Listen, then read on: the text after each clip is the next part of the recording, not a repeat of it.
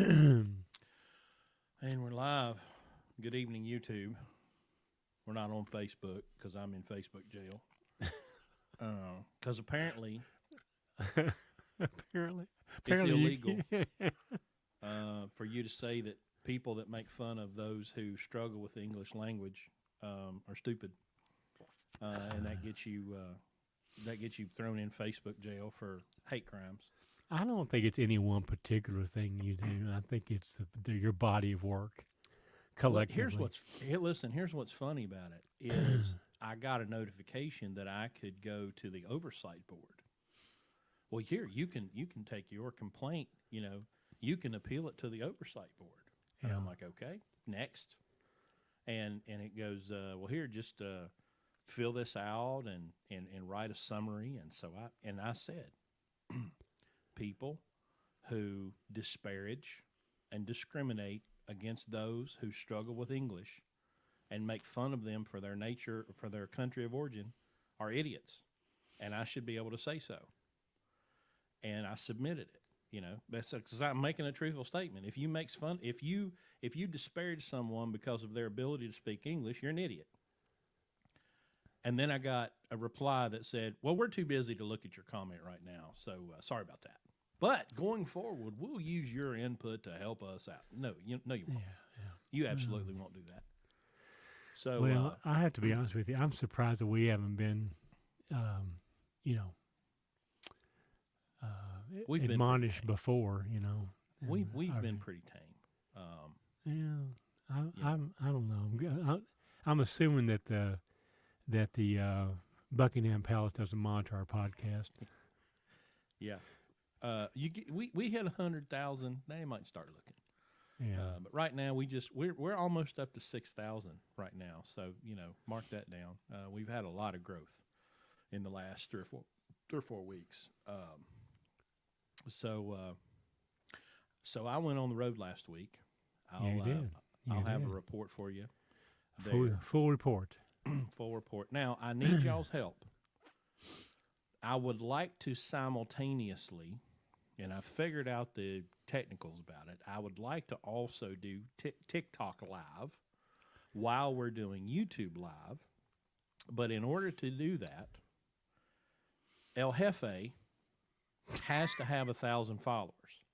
Who? So I don't care if you have a TikTok account, you need to go over to TikTok and make one just for no other reason that you can go to the account LWL_001 and follow him. And y'all don't have to ever do anything other than follow each other. But I need him to get 1,000 followers so we can go live on TikTok. So I need y'all to run over there and make that happen. Yeah. Well, don't worry about me filling up your mailbox, okay? 'Cause that ain't going to happen. So right. But now remember, LWL001, okay? Remember Underscore. that. Underscore. LWL underscore. There's only one, okay? There's only one.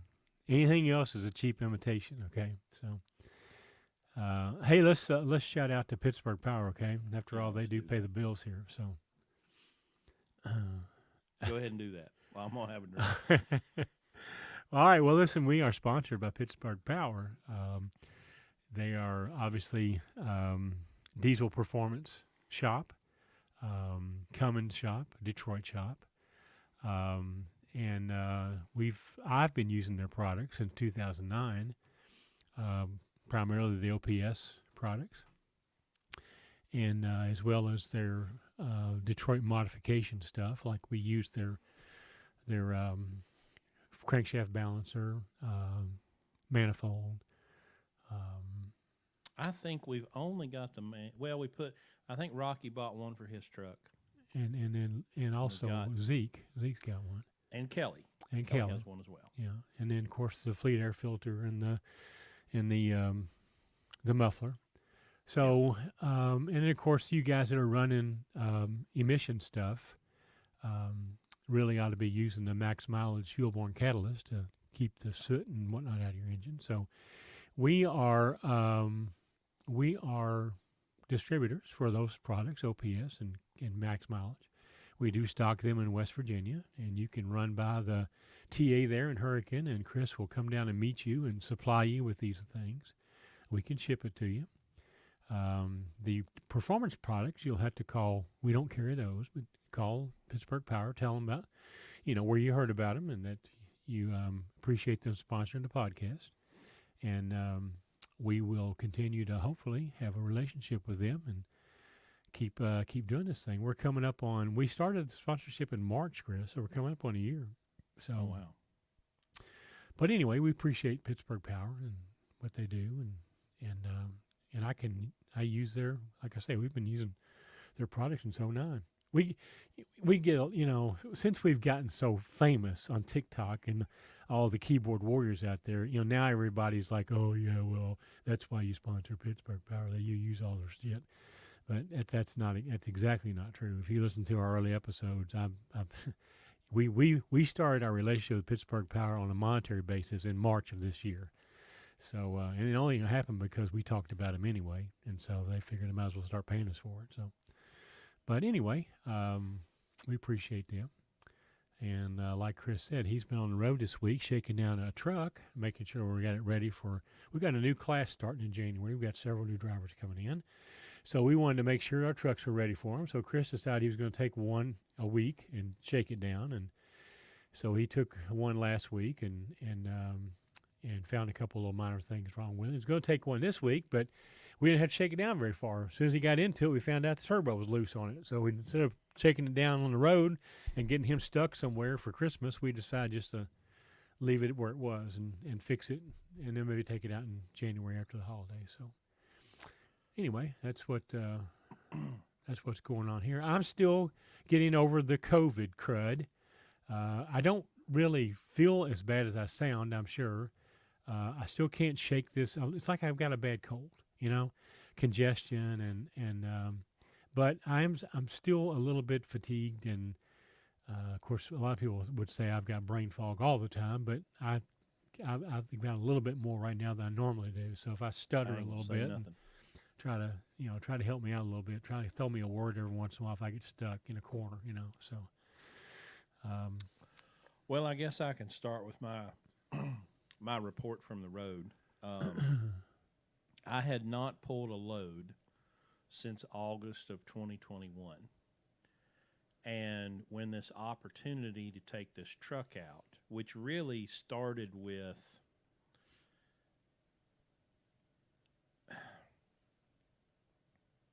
Larry and I and Phil, experienced drivers. I mean, I can get in a truck and go, oh, boy, that don't feel right. That doesn't sound right. And I thought, well, I'm just going to take a truck out. I'm just going to run a couple loads, and I kind of went on two fronts. I wanted to shake this truck down, and I also wanted to a little bit of show y'all how it's done, because we're training and teaching here, and we talk a lot about trip planning and communication. And I thought, okay, well, let me just go out and do it. I'll just jump in a truck. Now, the load I booked from the shipper to the first receiver, there was 7 stops on the route, and the first stop was 823 miles away. And the trailer was supposed to be ready at 8 o'clock Monday morning. The first stop was 8 o'clock Central Time Tuesday morning. So I had 823 miles to cover in 25 hours. And I thought, well, shit, we'll just go ahead and do it to the max. But I worked out my trip plan. I did the math. I got out to BSE 9000. I had a couple of routes to choose from. I picked one. I set up where I wanted to stop, where I wanted to take my breaks, where I wanted to get my fuel. And I rolled into that first stop on the next morning, 30 minutes early. I knocked off 6 deliveries Monday. I had the final delivery Tuesday, and then the final delivery Wednesday morning in Wichita. And then I went up and picked up my back haul, which was supposed to load Thursday. I went ahead and loaded it Wednesday, delivered it Friday, and deadheaded to the house. Now, I had the agent had told me the delivery was at 11 o'clock on Friday and that I could be up to 30 minutes early. And I thought, well, hell, I'm going to be 30 minutes early. So I made the calculations. I left the truck stop. And then the DOT man in Ohio decided that he was going to push my schedule to its absolute limits. So I got DOT'd with a hazmat load. So then I'm thinking, all right, well, listen, I'm still on time. My ETA is about 2 minutes. And I had emailed the agent as soon as I got pulled around back. I said, hey, I just got pulled into the DOT. I'm 28 miles from the receiver. She said, not a problem. I'll let him know. So he gets done with his thing, and I roll out and said, hey, ETA 10:58, good to go. Train stuck on the tracks right in front of I was 0.2 miles from my receiver and sat there for a damn hour. So all of my plans of getting home pretty much got shattered. But, you know, we preach here. There's so much more to being an owner-operator than picking up and delivering loads. You have accounting you have to do. You have communication you have to do. You have planning and forethought things that don't matter to your average truck driver, but now they have to matter to you. And I went out, and I had 8 different locations on my first load, which means 2 per. I have arrived, I have departed. I sent 16 emails on that first load. I communicated my ETA to my next agent. I communicated everything along the way. I scanned my receipts as I was supposed to. I verified that they were uploaded and readable, that they weren't some gobbledygook mess that nobody could read. I did it. You know, I went out and I did it just as good as I'd done it ever before. And I can say, yeah, it was easy for me because I built the habits before. It wasn't hard for me to get back in the rhythm. And that's what we just spend so much time talking about, that if you will make these good practices a habit, then you don't have to think about it. It becomes a priority in your mind, and you cannot be distracted from sending the agent an email. You can't be distracted from scanning your paperwork. You can't be distracted from making sure you've accounted for your fuel, because it's just a habit. It's second nature. You don't even think about it. Just, I've got fuel, scan my receipt, write down my mileage, go on to the next thing. And we really have a hard time getting people over that hump. Well, I'm a truck driver. I'm supposed to pick up and deliver loads. Yes, you are. But you said you wanted to be a business owner. So now you've got to do that. Plus, you've got to do everything else. And that can be tedious, and that can be frustrating. Well, this is where you get the habits of collecting the data. You know, we talk about knowing your numbers and what all the benefit of the numbers are, but this is the grassroots level of where those numbers come from. And that is, in your course of doing business every day, you have to go ahead and get the data points recorded. And that's what you're talking about. You're talking about recording, odometer, doing all these kinds of things that we do, which provide us the raw numbers, so that then when you sit down to do your bookkeeping and to work on your numbers, you now have the entry to do it. The hardest part about, people talk to me all the time about how to get started in accounting. The hardest part is getting yourself trained to collect the data. And because the last thing you want to do is having to go back and rebuild it. Have to go back and go, oh, I got to go find all my fuel tickets. And you don't really have to do that. Just start today and enter and do all the entries. Save the data. And that's what you're talking about. Incorporate it into your regular routine, so that part of what you're doing, you hit the dock, you send the email, And it's just a matter of getting yourself used to doing the little muscle memory things that collect the data points. And that provides you the valuable information that we're going to use to analyze how you're doing in business. That's how you're going to know whether, and that's how we lower your cost per mile. That's how we do everything, is based on those numbers. And this is where those numbers come from. So, and you just proved that it can be done. Yep. I mean, people I think that, well, it's easy for us to do it because we're not driving full time. Well, let me tell you something. I did it every day. I drove full time. Okay, I drove almost 4,000 miles a week and did it every day. All right, so I know it can be done. And then you just went out last week and proved it. Pretty difficult week, and yet every data point was hit. Every data point was collected. all these things that happen because everybody goes, well, yeah, but normal stuff, no, look at all the things that happened to you last week that weren't normal, and you still managed to not lose a load, not piss off an agent. Everything still worked out the way we wanted to work out, even with all the things that did not go right. So, can be done. And I see all the conversation that takes place. I get an email every time there's a comment on YouTube, and it's a good gauge of what people are recognizing, what they're taking in and what they're not, what they're missing and what they're not. We had the guy, Tommy Unfiltered, that had made some response videos. And so I pay attention to that stuff because it gives me the feedback that I need to kind of know where, okay, well, here's where I need to go, because this is what people are hearing. Whether, what you say and what someone hears can be two very different things. Absolutely. Right? So here's something that occurred to me throughout this week. I did not try to go out and set the world on fire. The load that popped up was with my dedicated customer that I've had for years. It was window load. It was multi-stop. And I went, oh, hell, I can do that, and so I just called and booked it. And then I looked, and I thought, well, no, I'm going to be delivering on Tuesday and Wednesday. And I thought, okay, well, let's not get crazy. So I looked for a load picking up on Thursday, found one with another one of our dedicated agents that we interviewed on this very podcast. And it was just a load come back to Cincinnati. So it wasn't big money. It wasn't, it was not meant to set the world on fire. Well, in one of the response videos, or somewhere along there, I had commented, when we did the story of Zeke's truck, that it had done $315,000 to the truck. That generated about $450,000, give or take, in gross money to get past the Landstar percentage.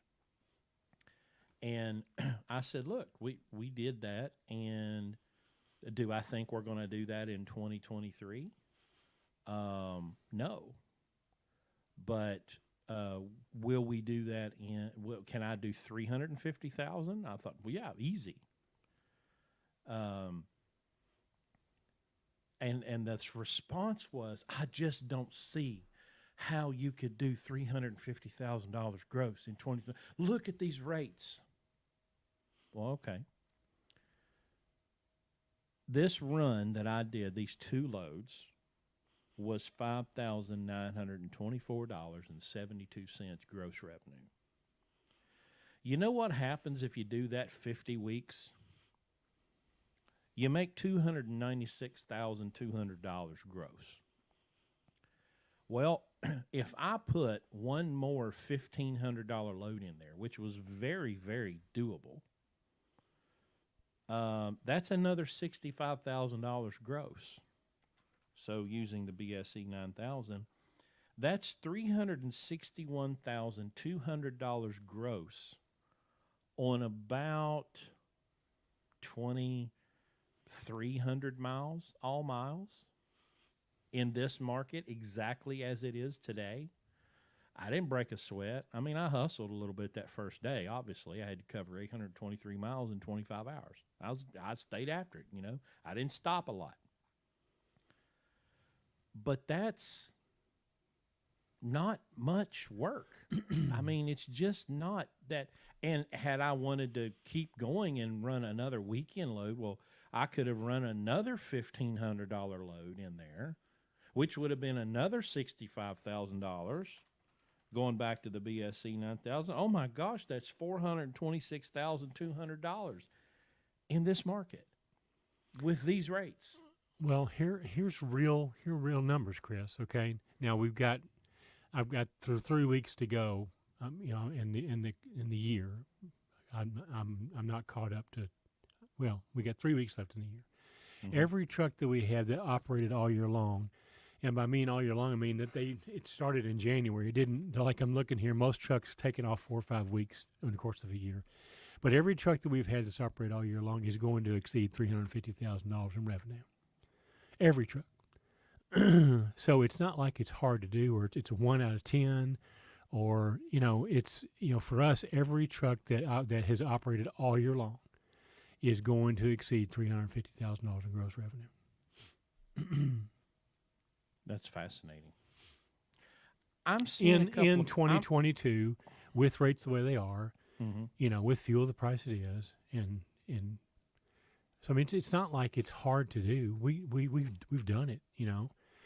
Did we do what we thought we were going to do? Well, no, we had hoped to do,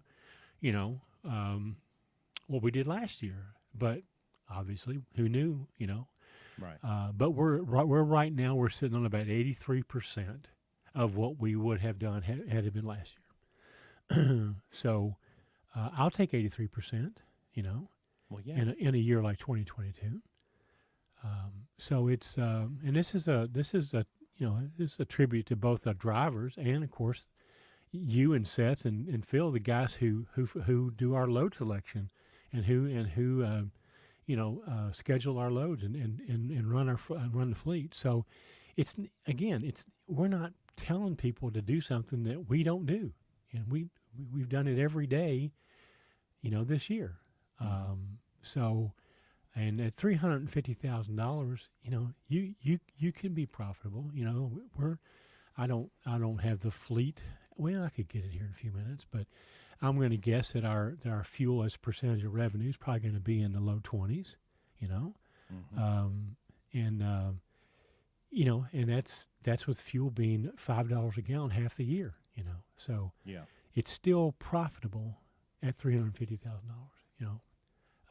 Well, there's a couple other things that I thought about. Yeah, the one thing that I love about driving, as opposed to sitting in this room, and part of the decision to go out on the road, I think, was a little bit of that, because I don't get to listen to audiobooks anymore. I don't get to listen to podcasts, because I can try. I've tried a couple times to turn on No Agenda or something, and then the phone rings, and I get distracted from it, But it also, when you're sitting there behind the wheel, it just gives you time to think without all the distractions. And there's been a lot of hate and discontent in the various comment sections, especially from butthurt people that have their own authority. When I say that I would rather not have our own authority, I would rather us be at Landstar. Well, how dare you? Landstar sucks, and Landstar this, and Landstar that, and blah, blah, blah, blah, blah. And I'm thinking, you dipshits do see legitimate problems that exist with Landstar, but you see 1% of Landstar. Because there's so much that you morons aren't able to see because you're not here, right? We see the direct customers. We see the freight that has rates you could only dream of, but you're too busy with your, with you flapping your gums, espousing a bunch of nonsense. It doesn't even, you can't even calculate it with a calculator because you're so stupid. Oh my gosh, I'm going to get Facebook jailed again. Yeah. But let's take that example of Zeke's truck, okay? Because it's become this thing. $450,000 gross revenue. We know that the number to the truck was $315,000. Here's something that occurred to me this week. All things being equal, I am not confident that I, with my experience, my knowledge, take everything about me as I am right now today and give me a truck and a trailer with an authority and all the access to all the boards. Here's the big question. Could I go out and do $450,000 gross in that exact same time period? Because if you want to compare, if you want to have this projectile measuring contest, okay, between Landstar and having your own authority, I did $450,000 gross revenue in that truck, verifiable from July of 21 to July of 22. So could a truck and a guy with a truck and a trailer and his own authority do the exact same number? Maybe you could, maybe you couldn't. I don't see very many people willing to open their books and let's do an actual comparison. Because if that's true, if you could do $450,000 gross, then we've got something to talk about of Landstar's percentage. But all you want to do is say, oh, well, I'm going to take that number and that's this number. And I don't have to pay that. Yeah, that's true. But you have expenses that we don't. We have benefits that you don't. But this unhinged, just stupidity where you make proclamations that don't even make any sense, and I wish you would at least. I mean, God, it only takes 5 minutes to understand how the Landstar system works, or which is not unlike pretty much any other carrier. Any other carrier is going to take a percentage of the rate in exchange for A, B, C, D, whatever. It's just a mathematical equation. But I'm 100% convinced that our trucks can do 350,000 or better, operated full time, 50 weeks out of the year in 2023. I don't have any trepidation about that. The other big problem that I see in all of these conversations is we have calculated that at the height of the fuel, which is coming down now, big time, our cost per mile to operate a truck is $1.35. Now, when I say that, I assume, which my 8th grade science teacher told me what happens when you assume. You make an ass out of you and me. But I assume that someone understands what that means. The total cost of everything that we had to do in that amount of time divided by the number of miles is the answer. And then I'll see people say, well, what about taxes? Well, taxes has nothing to do with our cost per mile. Nothing. Because taxes, theft, are based on profit. So when I say, well, that truck profited $180,000, it profited. Well, what about taxes? That's not an expense. Taxes are not an expense. By the way, profit is also not an expense. Now, you could certainly say, okay, well, the cost it takes to drive my truck is $1.35 or $2.50 or whatever, and then I need to make profit on top of that. And you could assign it and say, okay, well, now I need $3 to meet all of my costs and make the profit that I want to, and then you're taxed. Your Ukraine fund is based on how much you have to pay into the Ukraine fund is based on your profit.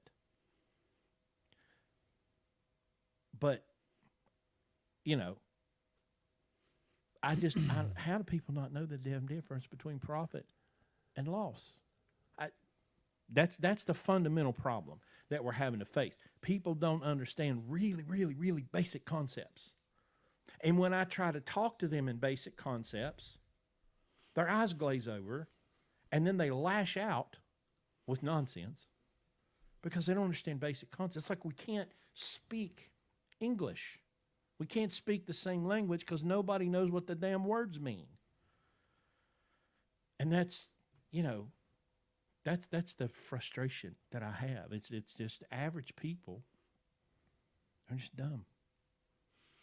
Back to Facebook jail for me. Mm-hmm. Our average fuel cost per mile this week was 52 cents, by the way, fleet average. Just a couple of weeks ago, it was, 60-something? Well, yeah. I mean, in fuel surcharge is now down to 61 cents, so we're still making a profit on fuel surcharge. Cody says, I'm not with Landstar, but I'm paying 25% to run for someone else solely because of the contract freight they have makes it better than I could do on my own. Well, Cody, you need to get a Superman tattoo on your chest because common sense is a superpower. Yeah, but you're giving 25%. You're giving your money away. You could get all that if you get your own authority. We have not been shy And there are corporate people that listen to this podcast, right? It's not like we're hiding under a rock where nobody can see us, okay? But we've not been shy about pointing out that Landstar's got issues, but show me a corporation that doesn't, okay?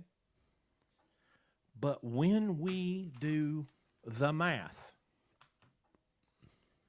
it makes no sense.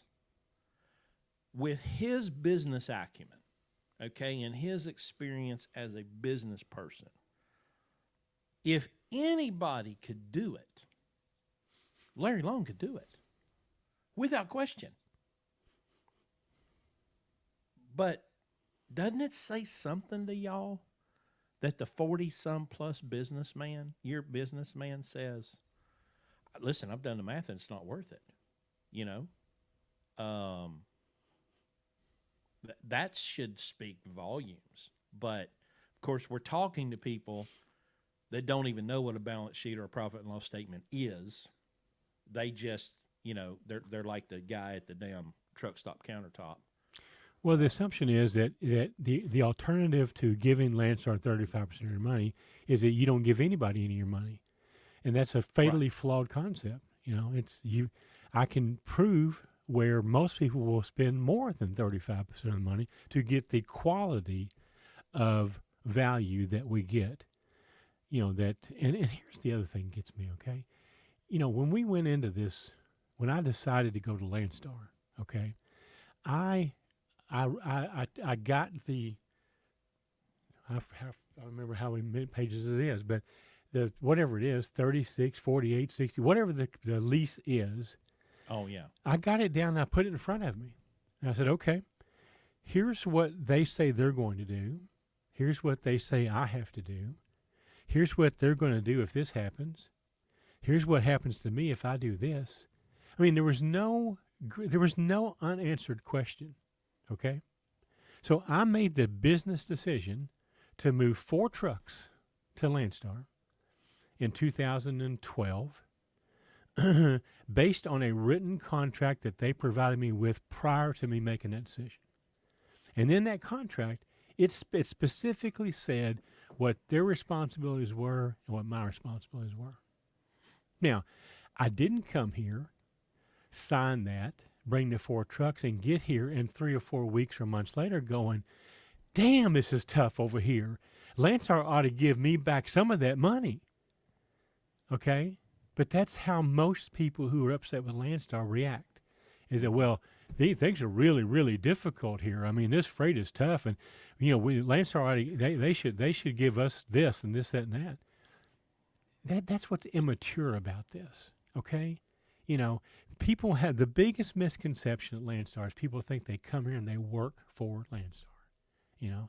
We see it every day. Okay, you argue it. I don't even respond anymore. I'm so tired of that. I just move on. Okay, I'll let the new guys argue it now. But look, it's all based on a contract. Okay, you know what it is, or you have the opportunity to know what it is going in. Now, if you were all that really, really good at business, you could have looked at that contract. You could have went over here and saw, okay, let me compare that with me doing my own authority. Let me put all the numbers together. Let me see what this costs and this costs and this costs and what I have to, what are my responsibilities here? And then when you do the comparison, if it works out in your favor to do that, God bless you, okay? Mm-hmm. It's just that it doesn't for most people. Now, there are people that do it for ulterior motives. Let me give you the biggest one. They can't get hired because they have a safety problem, okay? Or they have this ignorance that comes over them that makes them think that if they keep the money themselves, they get to keep all the money. They're the same ones that haven't filed a tax return in 11 and a half years, okay? Because they think that they can just keep all the money, that none of it belongs to anybody else. And so, again, it's a level of immaturity. It's a lack of business maturity that you hear coming out of their lips. Okay? Because, again, if you're talking to people who understand what the facts are, and you understand what the obligations are, the responsibilities, what's going to do this, it's not a very hard decision to make. It's not a very, you made an excellent video defending it, but even then, it's not even, it doesn't require defense. It requires getting the calculator out and understanding what the alternative is. You know, even with us giving away 35%, okay, we still, you broke the numbers down on that one truck. The driver made $90,000. The truck owner made $40,000. We made $40,000. That's after Landstar took their expense. That's after the expenses. Okay? So would we have made more than that with our own authority? I don't know. Probably not. Because those things would have cost more. The insurance would have been triple or quadruple. Okay? We wouldn't have had the fuel discount. We might not have had the freight. We certainly would have had to have paid more percentage of broker. Average broker's 15%. We pay on average 7%. Mm-hmm. We had to buy trailers. We'd buy trailers. Okay? And on and on and on. It's not apples to apples. It's just not that clean. There's expenses both ways. And if you take the time to analyze it correctly and keep your bias and your prejudice out of it, to make it to make it support your decision that you made without doing the analysis, then you'll find for most people. Now look, let me restate this because we get this all the time.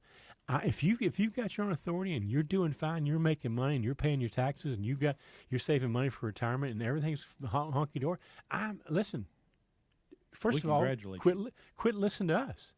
Our market is the first time owner operator buying the first truck, and there is not any way that I'm going to tell anybody buying their first truck, becoming an owner for the first time, to do it with your own authority.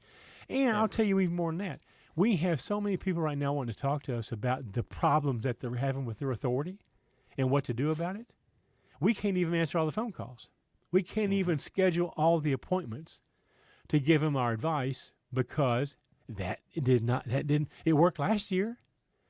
But hell, anything worked last year. You didn't have to know anything about anything to make money in trucking last year. Now, there's a lot of guys on Facebook right now that don't realize that that's changed because they're still trying to get you to do this automated trucking, okay? The common theme in the emails and comments is, I'm suspending my authority because of insurance. That's the common theme. Or CSA scores. Or CSA scores. Which leads to the insurance. Right. Let me hit this comment here, Cody. In August of 1997,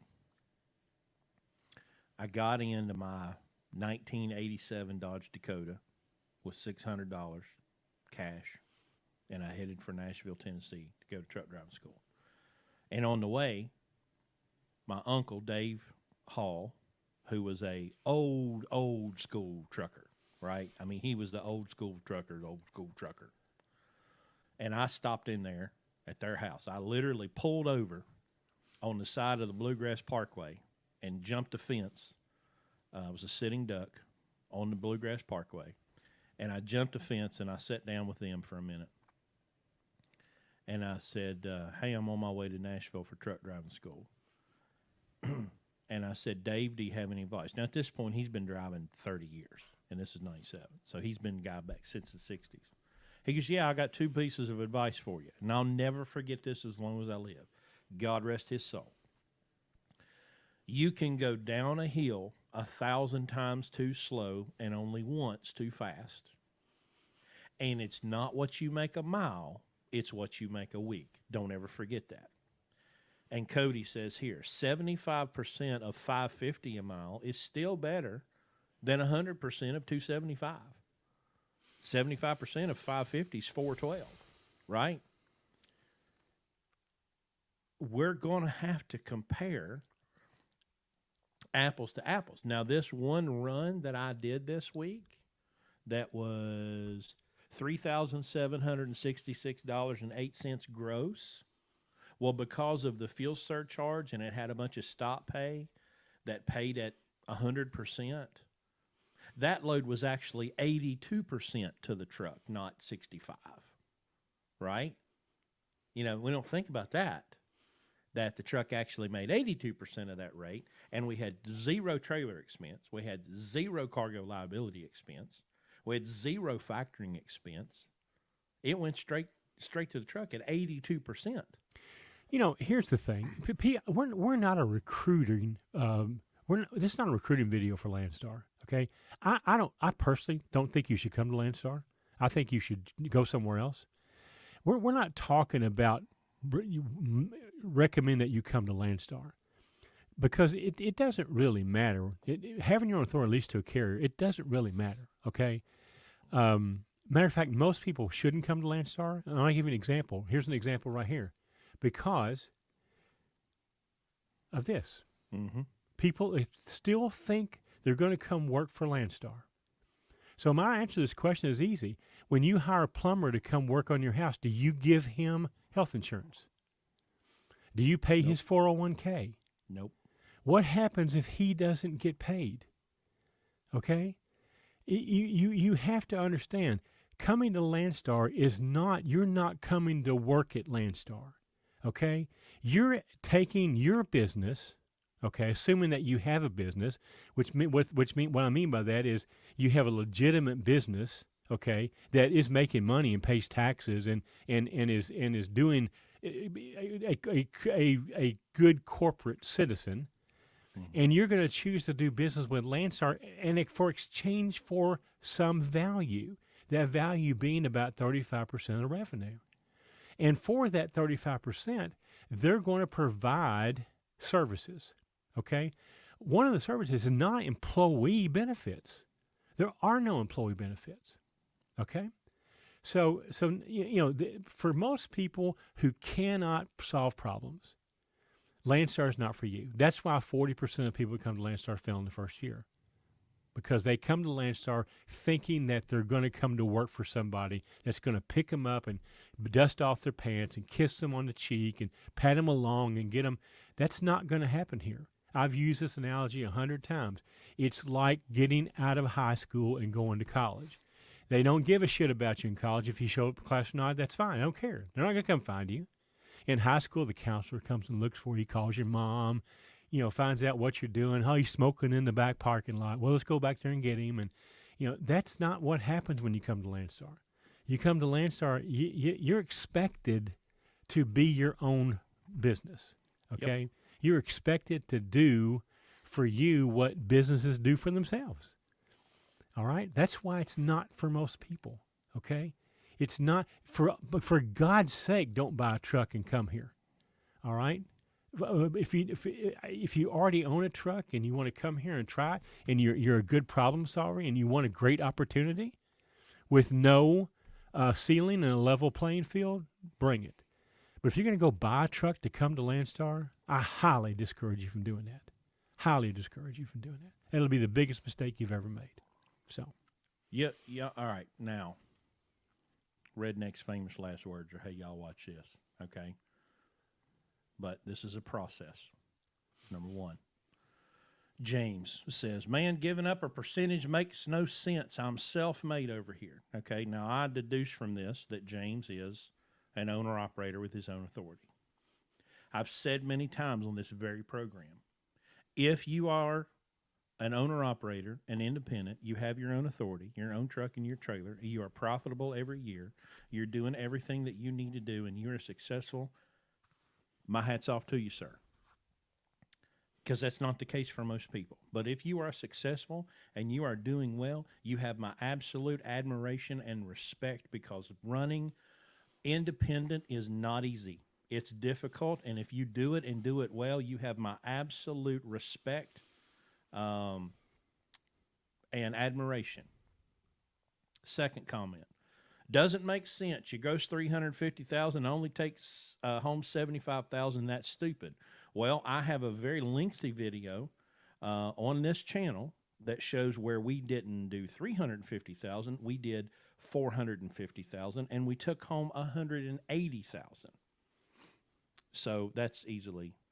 And then finally, Those are all expenses, sir. Landstar's a ripoff. Well, you're a fucking idiot, and I'm done with you. I mean, that's it. When you make a stupid, it's stupid. Okay. Here's what I want y'all to do. I want everybody to do. I want you to go look up the name Dietrich Bonhoeffer and his theory of stupidity. Okay, because this guy is the quintessential example. Dietrich Bonhoeffer was a German philosopher. I think he was a pastor back in the 40s. And he saw everything that was happening in the society around him. And what he came up with before he was executed by the Germans for supposedly being a plot to overthrow or kill Hitler, he realized that it was stupidity, not evil, that was the problem. Because evil you can defeat with force. Stupidity, against stupidity, there is no solution. Because the stupid person is you're incapable of dealing with the stupid person because all they can do is lash out at you with catchphrases and slogans. Landstar's a ripoff. You're a fucking idiot. Okay? You don't even understand the basics of how Landstar works, or any other carrier for that way. The carrier that Cody is leased to, no different. It's a contract that exchanges certain services for a piece of value. Here's the great thing. If you don't like it, don't do it. But when you make these horseshit comments, as is evidenced throughout our entire YouTube and our entire TikTok by these, of course, these morons that are protected by the keyboard. You know, you can say they're like the guys that hide behind their curtains in the truck stop with a damn CB radio and just bark a bunch of nonsense because nobody can get their hands on you and punch you in the mouth and address your stupidity that way. I can go through your first comment and I can go, well, a percentage makes no sense. I'm saying, okay, great. Well, to us, using this, it makes perfect sense to exchange a percentage for certain services that are very beneficial to us. But Chris, here's the problem. Again, what I'm talking about. The assumption here is that in his case, he's not paying a percentage. That is blatantly a lie. Okay? He's paying a percentage for insurance. He's paying a percentage for fuel. He's paying a percentage to a broker. He has the same expenses, probably more of them, than we do. Okay? They're just not to one place. They're to several places. Where in our case, ours are consolidated in one place that we chose to do business with because the costs of those are competitive, and in many cases much more competitive than doing it one-on-one out there. Wonder what kind of fuel discount and this guy would get compared to 11,000 Landstar drivers. Okay, you know, again. Now, here's another thing. Okay, I want to make this point. All right.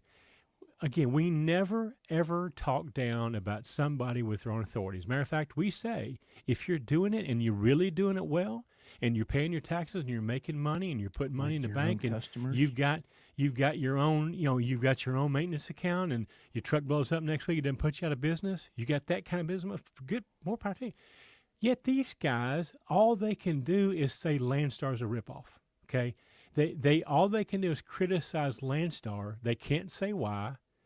You know, and we give them every benefit of it. And again, let me say something to you. We're not here to recruit for Landstar. I don't care less if you come here or not. I chose to come here. Okay. Our podcast is about helping people get a minimum risk start as an owner operator buying their first truck. And we feel that Landstar is the most risk-free place to do that. Okay. If you don't want to do that, just don't listen. That's super easy. We don't force anybody to do this. All right? That's what we're here to do. This is our opinion based on our experience. And if your experience is different, God bless you. But you're not going to come on here and tell me that I'm stupid because of what we do. Okay? I can promise you that I'm not stupid. All right? You know, I've made a lot of money in, the 46, 47 years I've been in business. Okay? I'm not stupid. I know how to make money. I find that this what offends most people is that the trucking business is the easiest thing I've ever done to make money. Mhm. Easiest thing I've ever done to make money. And that offends a lot of 100%. people because they have an overrated value of themselves. If you have trouble making money in trucking, you're a very poor business person. Okay? I think it's the 100%. easiest thing I've ever done. Okay? It's the easiest thing I've ever done. And the reason why is because of guys like this, because that's your competition. There's no brotherhood here. Everything is a competition. Okay? And you think it's hard for me to compete with that dude?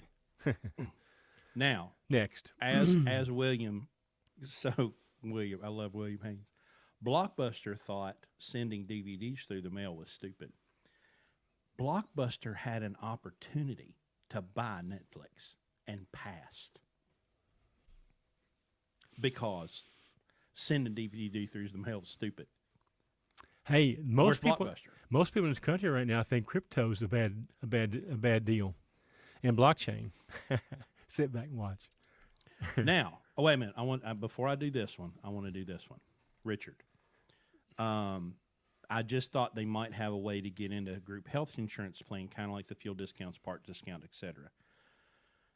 Well, have you everybody heard about the Affordable Health Care Act? That went out the window with the Affordable Health Care Act. Because I bought my own health insurance. 2010, 2011, 2012, I think 13, 14. Let's see, 11, 12, 13, 14, and I think 15. All right. And I paid about $350. It started at like $250, I think the first year, $250 a month, and then it went to $350 and $450. You know, it kept going up a little bit. And we had big deductible. It was like $7,500 deductible, but it was a couple $100 a month. And it was like, you know, and I'm sure everybody remembers, well, if you like your health care plan, you can keep your health care plan. Yeah. Until 2015 or 16, I can't remember which year it was. And I got the renewal. And my formerly $550 family health insurance plan was going to it was either $2,500 or $3,500 a month. I don't remember which. The problem with group health insurance, Richard, is that number one, there's laws against it from being sold in different states. All right, Correct. the insurance company they do not want that. The other thing is it's based on risk. So you have a risk pool of 11,000 people, and 5,000 of them get cancer. Guess what? Everybody's insurance goes up. So it's just not practical to manage. That's why there's none out there. Now you have an individual company, yeah, they're doing that, and they're probably supplementing and paying some of it. But there again, look at it this way. Go back to the percentage thing. All right, I guess Landstar could take enough money to pay that. But then what about the people who are healthy, and what about the people who don't want it? Okay, Right. Why not let the ones who want it and aren't healthy pay their own way?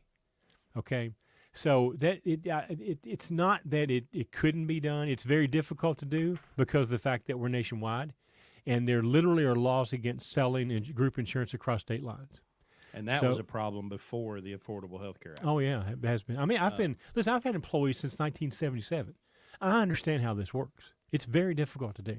Okay, and so it's not. It's just, and there again, remember, the idea here is you start your own small business. Okay, and again, I'll go back to the plumber. Plumber comes to your house. He doesn't ask you to pay for his health insurance. He says, "Hey, pay me $100 an hour. I'll take care of my own shit." Okay. Mm-hmm. So that's the deal there. There is another question I wanted to talk about. Well, I'm going to hit this one real quick while you're looking for that. Chris Sarver. I'm seeing more and more customers who do not want Landstar. That was it. That was the one I was looking hauling for. Their freight. Yeah. Well, this is an unfortunate development. And we preach at our people that come through our program that are blue ribbon employees, okay? They don't work for Landstar, they work for us. That you need to do some simple things, okay? You need to communicate. You need to let the agent know when you have arrived and when you have departed and what your ETA is. And you need to let them know that you've arrived at the consignee and that you have left and that you're empty and that you've scanned your paperwork and dude, this blows me away that I see every email. I've got like 15 email accounts logged into my computer, right? And I see the emails from agents. Oh, thank you. Thank you for your communication. We just love, and I discovered this week the 9 most beautiful words in the English language. Y'all know what they are? There's 9 of them.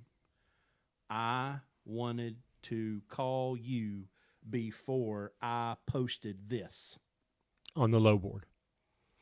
That's the 9 most beautiful words in the English language, because I literally have agents that will call me before they post it, before anybody else can see it. Hey, I wanted to call you before I posted this. Do you have any trucks around here? Why? Is it because we've got the best trucks? Nope. We don't have 2020 and 22. All of our trucks are 2007 and older with million-plus miles on them. Doesn't have anything to do with the trucks. What does it have to do with?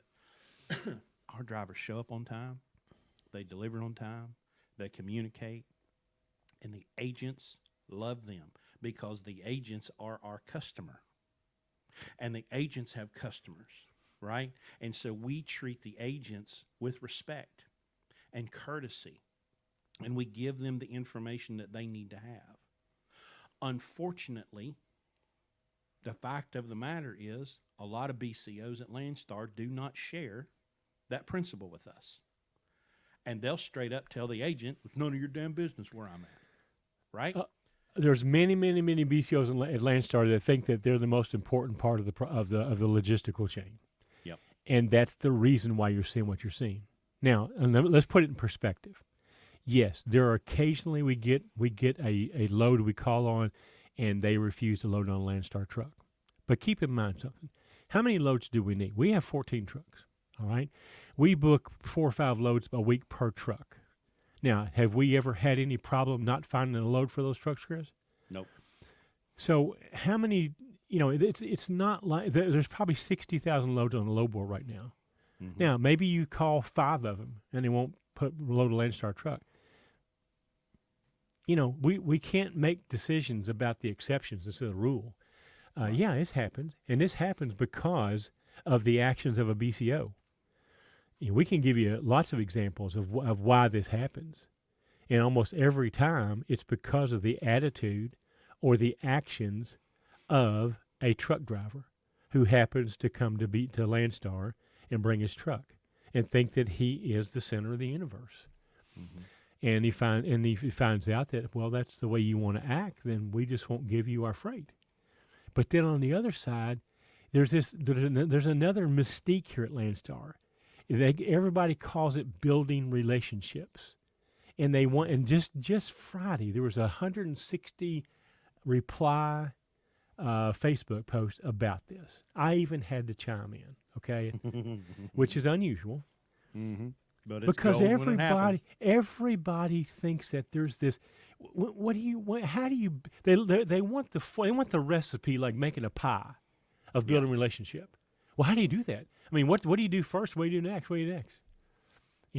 But they still don't understand what my correction to this was, look, you're using all the wrong words. Okay, put friendship in there and take relationship out. Then start acting like one. Okay, you're focusing all of your effort on the wrong words here. Okay, how do you find the person that you marry? Okay, well, of course nowadays I guess you just go online and order it up. But back in the day, you had to build a relationship. Okay, it's no different. It's no different than a friendship. All right? You treat them the way they want to be treated. You appreciate them. They appreciate you. It's a two-way street. You've taken care of them. You've taken care of their customer. They want you to do it again. So for every one of those loads that they won't put on you because they don't want Landstar to haul it, I promise you there's another one that doesn't get on the load board because they're calling a BCO directly and going, hey, will you take this load? I don't want to post it. I don't want to get one of these dickheads. Mm-hmm. Okay? So understand that's, First of all, again, that's one of those things where it's one of those things easy to say. Oh, well, Landstar takes 35% of my money. Well, Landstar can't haul any freight because that Landstar's a big, big, easy target to hit. Okay, and you can make these general accusations that there's no data behind it to tell you whether or not it's significant or insignificant. And I'm telling you right now, if we can book 14 trucks consistently with no problem, doing this year 350,000 or more per truck, I wouldn't worry about a couple people not loading Landstar's trucks. Right. Okay, that wouldn't be what I'd focus on. If you just play the averages, we probably book 2,500 to 3,000 loads a year, just blue ribbon, right? I have heard a customer doesn't want to haul Landstar maybe 3 times this year. 4 if I'm being generous. I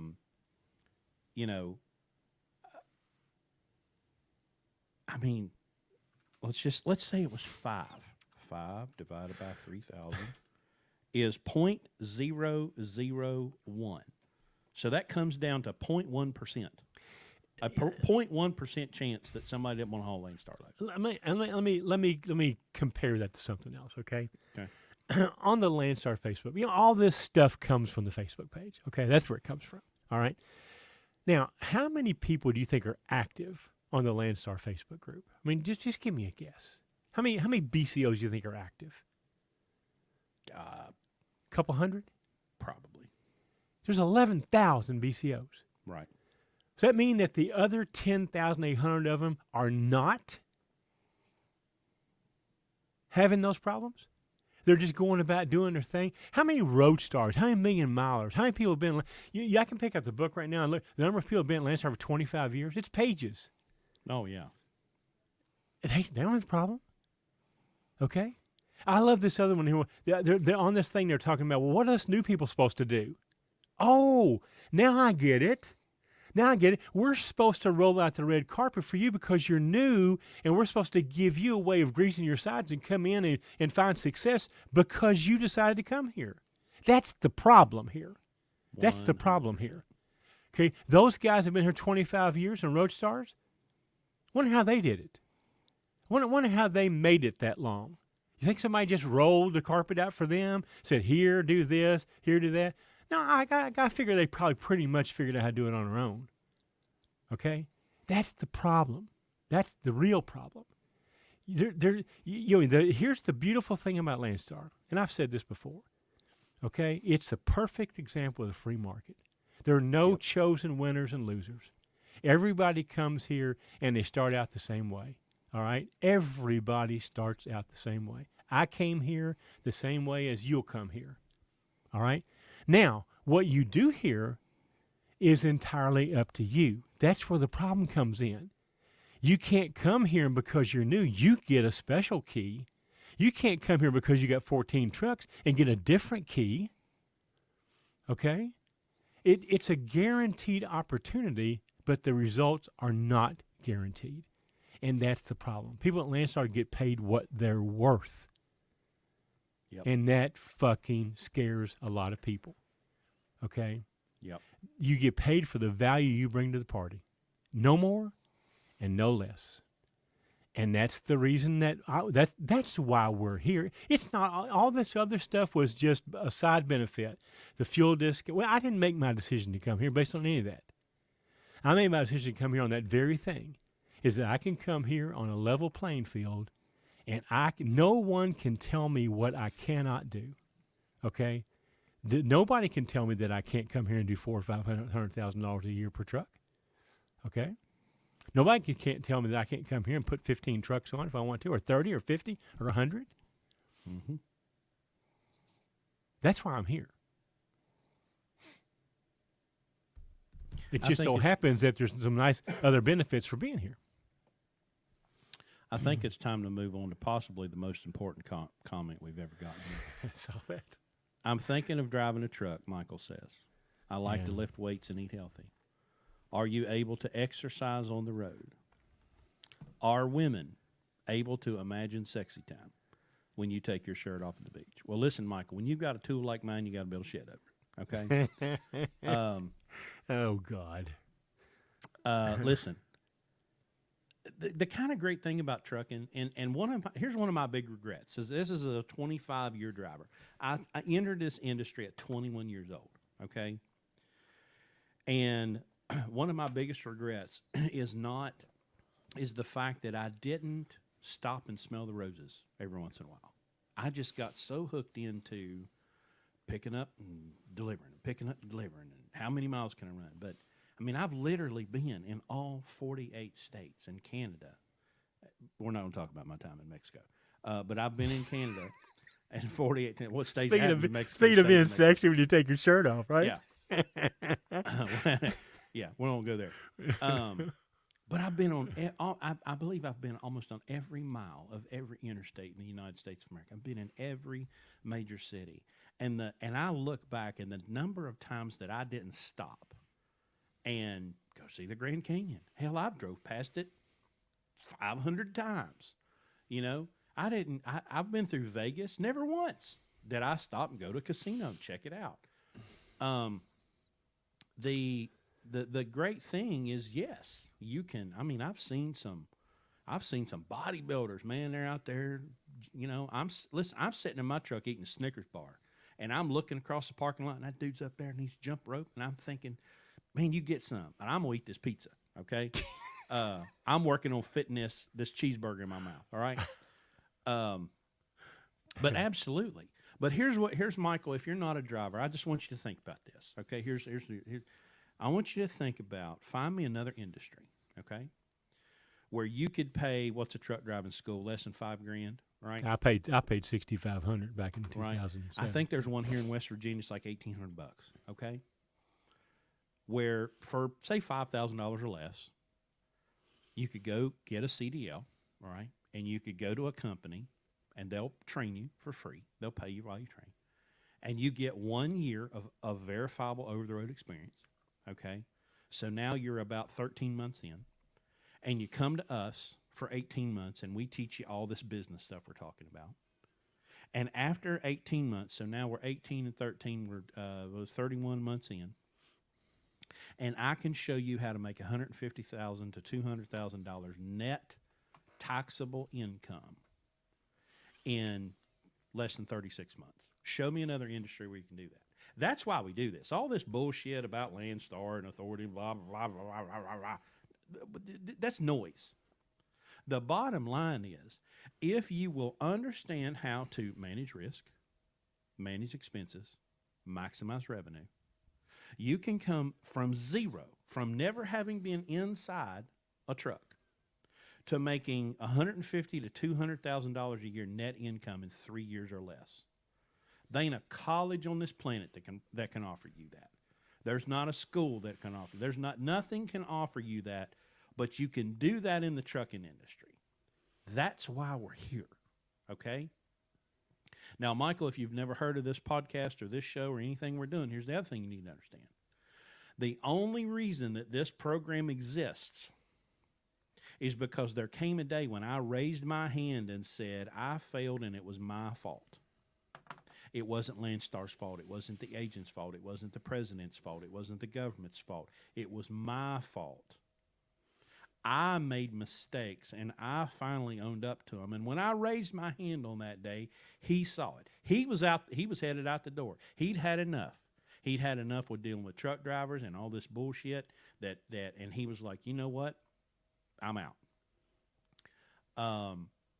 And then the stars aligned and things happened, and we got connected, and here we are today. But yeah, there's a great opportunity here. It's better if you're single. You know, this lifestyle is hard on a marriage. It's been hard on my kids. But here we are, you know. So But here's the thing.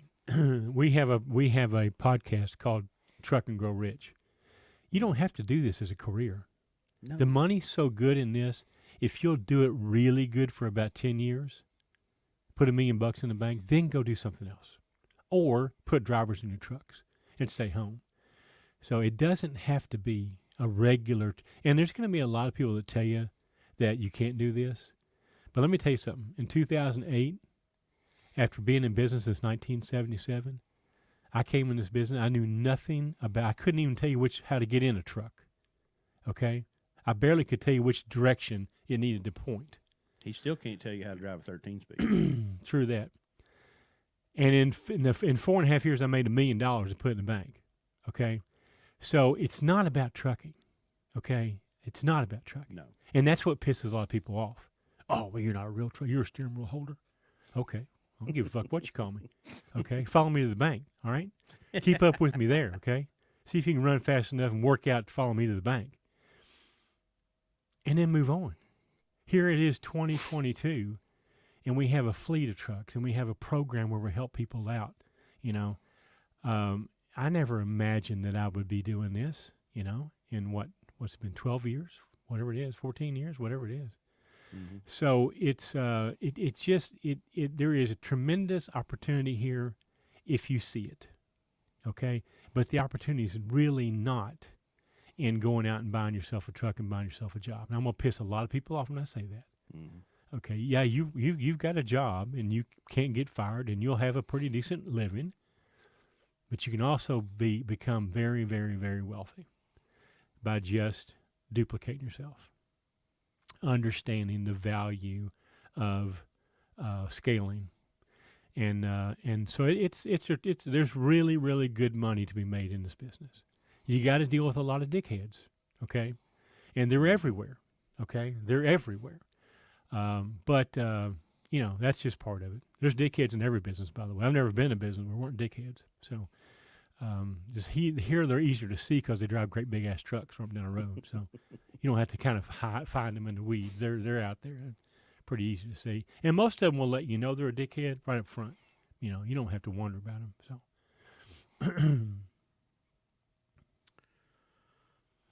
Let me hit this one. Mike says, I'm happy we help people in need, but the amount of money that went to Ukraine is mind-blowing. Give that about 5 years, and we'll find out where that money really went, because it sure as hell ain't going to Ukraine. No. A lot of it went to Bahamas, evidently, and came back.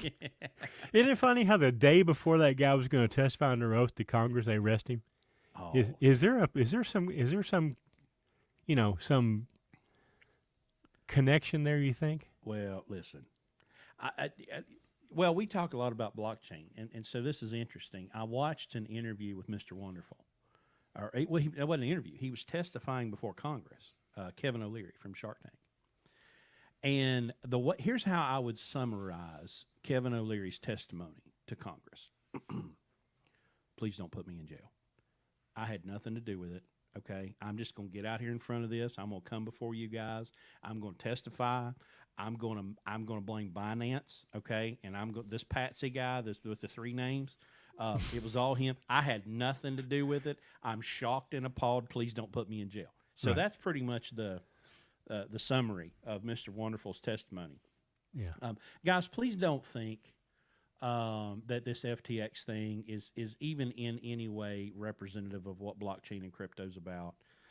This is another Ponzi scheme. There's blood money all over this. There's politicians in this. It'll come out. What you got to understand about blockchain is it's just an immutable ledger. That's all it is. It's an immutable ledger. And if you understand what a ledger is and the importance of a ledger in business, and that there can be one that's completely decentralized and can't be that's what's really got them scared. Okay, they're figuring out right now that they can't control it. Okay, and all the talk is right now is how are we going to regulate this? Because now they're using this Ponzi scheme to try to regulate crypto. Good luck with that, right? Yeah. Well, and everybody go back and go watch Dave Chappelle's monologue from Saturday Night Live when he said, you know, he was making this thing about Trump and how Trump came out and said, you know, well, yeah, the system's corrupt because I use it. Yeah. I know how it works.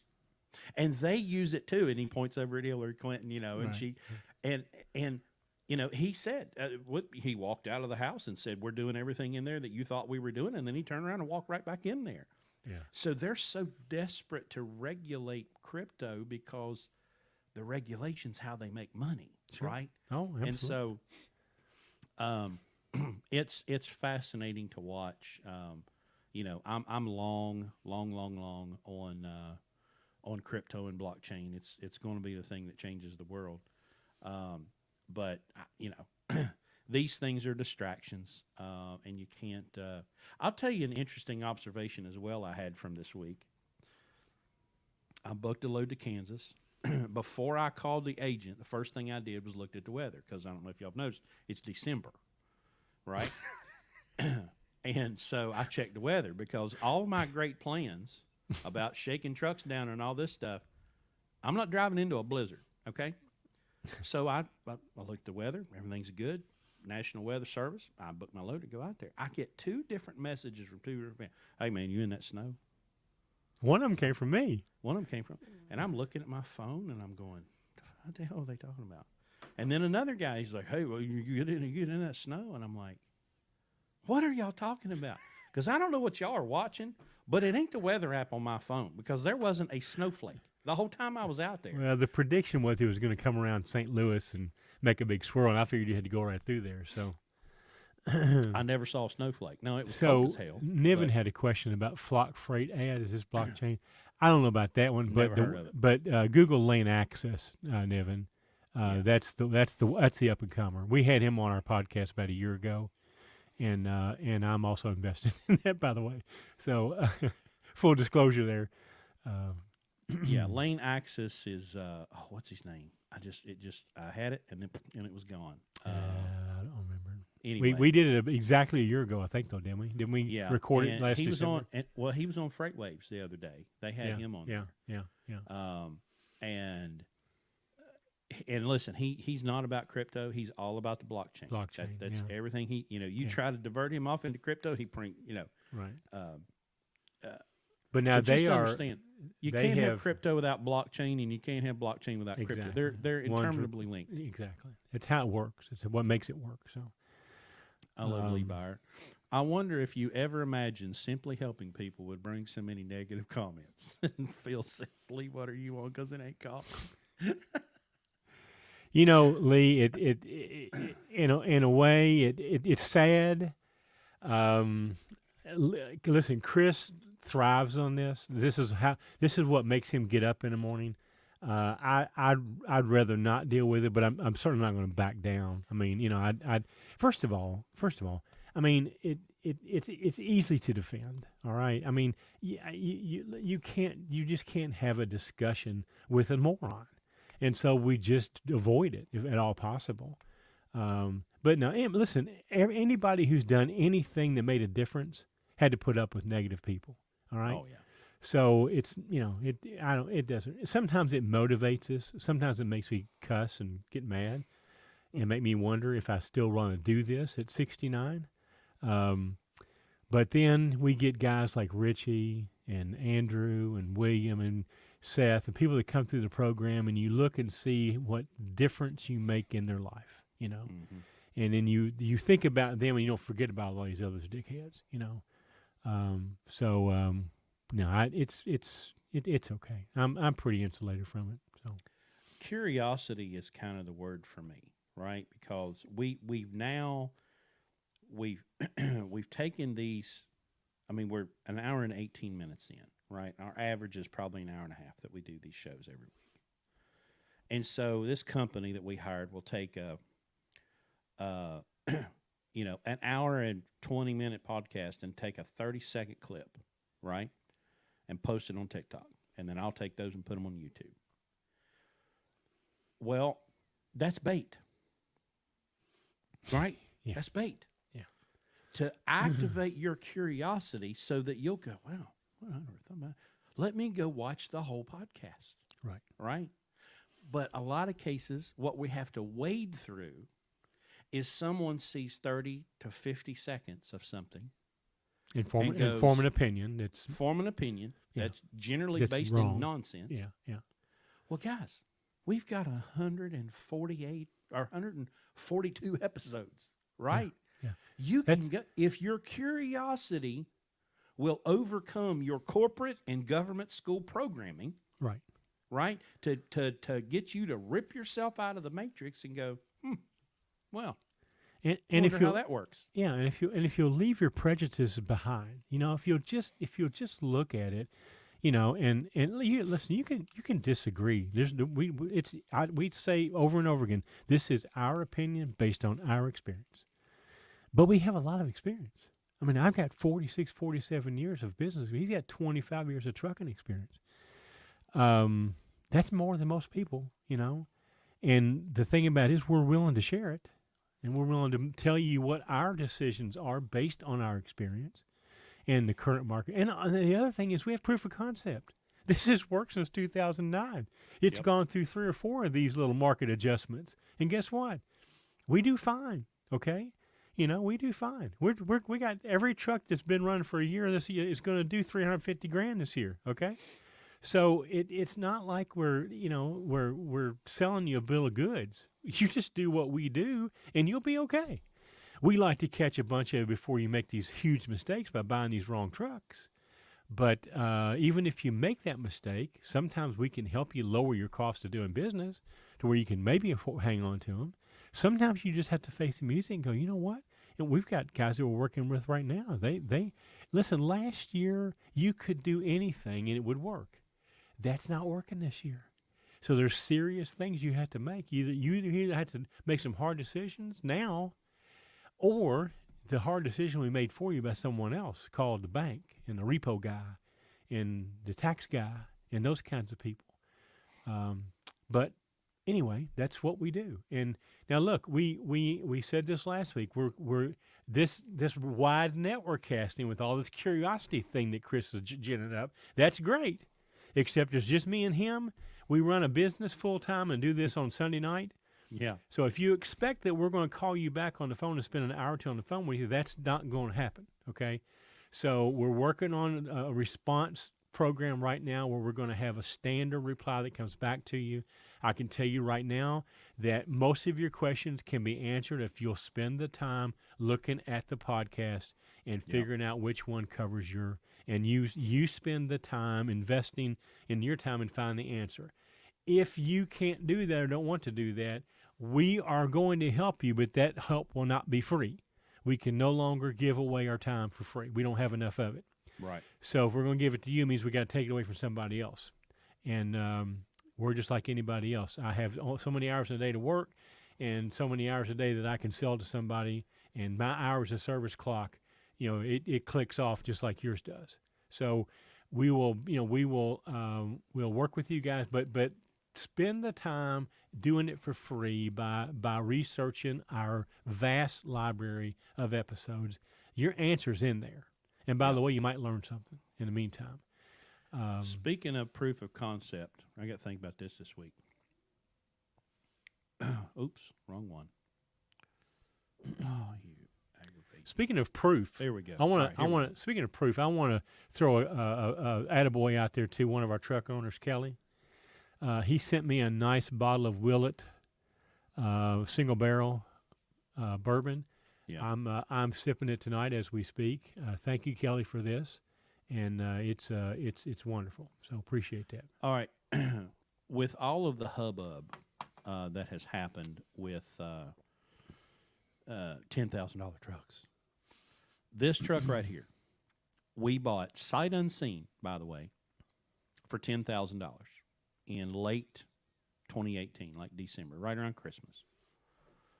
We have put 421 up to the last fuel ticket, 421,000 miles on this truck since we got it, and we paid $10,000 for it. Okay, now this is if you go back to the episode, which is in the 40s somewhere, this is the truck with the illegal engine. So this truck has had an engine swap. Has to be in the 50s because we didn't start to 49.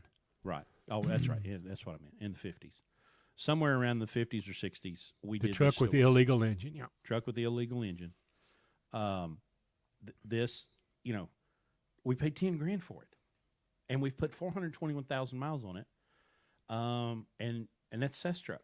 Mm-hmm. The proof of concept is all over the damn place. We've got every number. We've got every email. We've got every freight bill. We've got every data point from the time I got here. I mean, 18, we started, Dropbox and different stuff.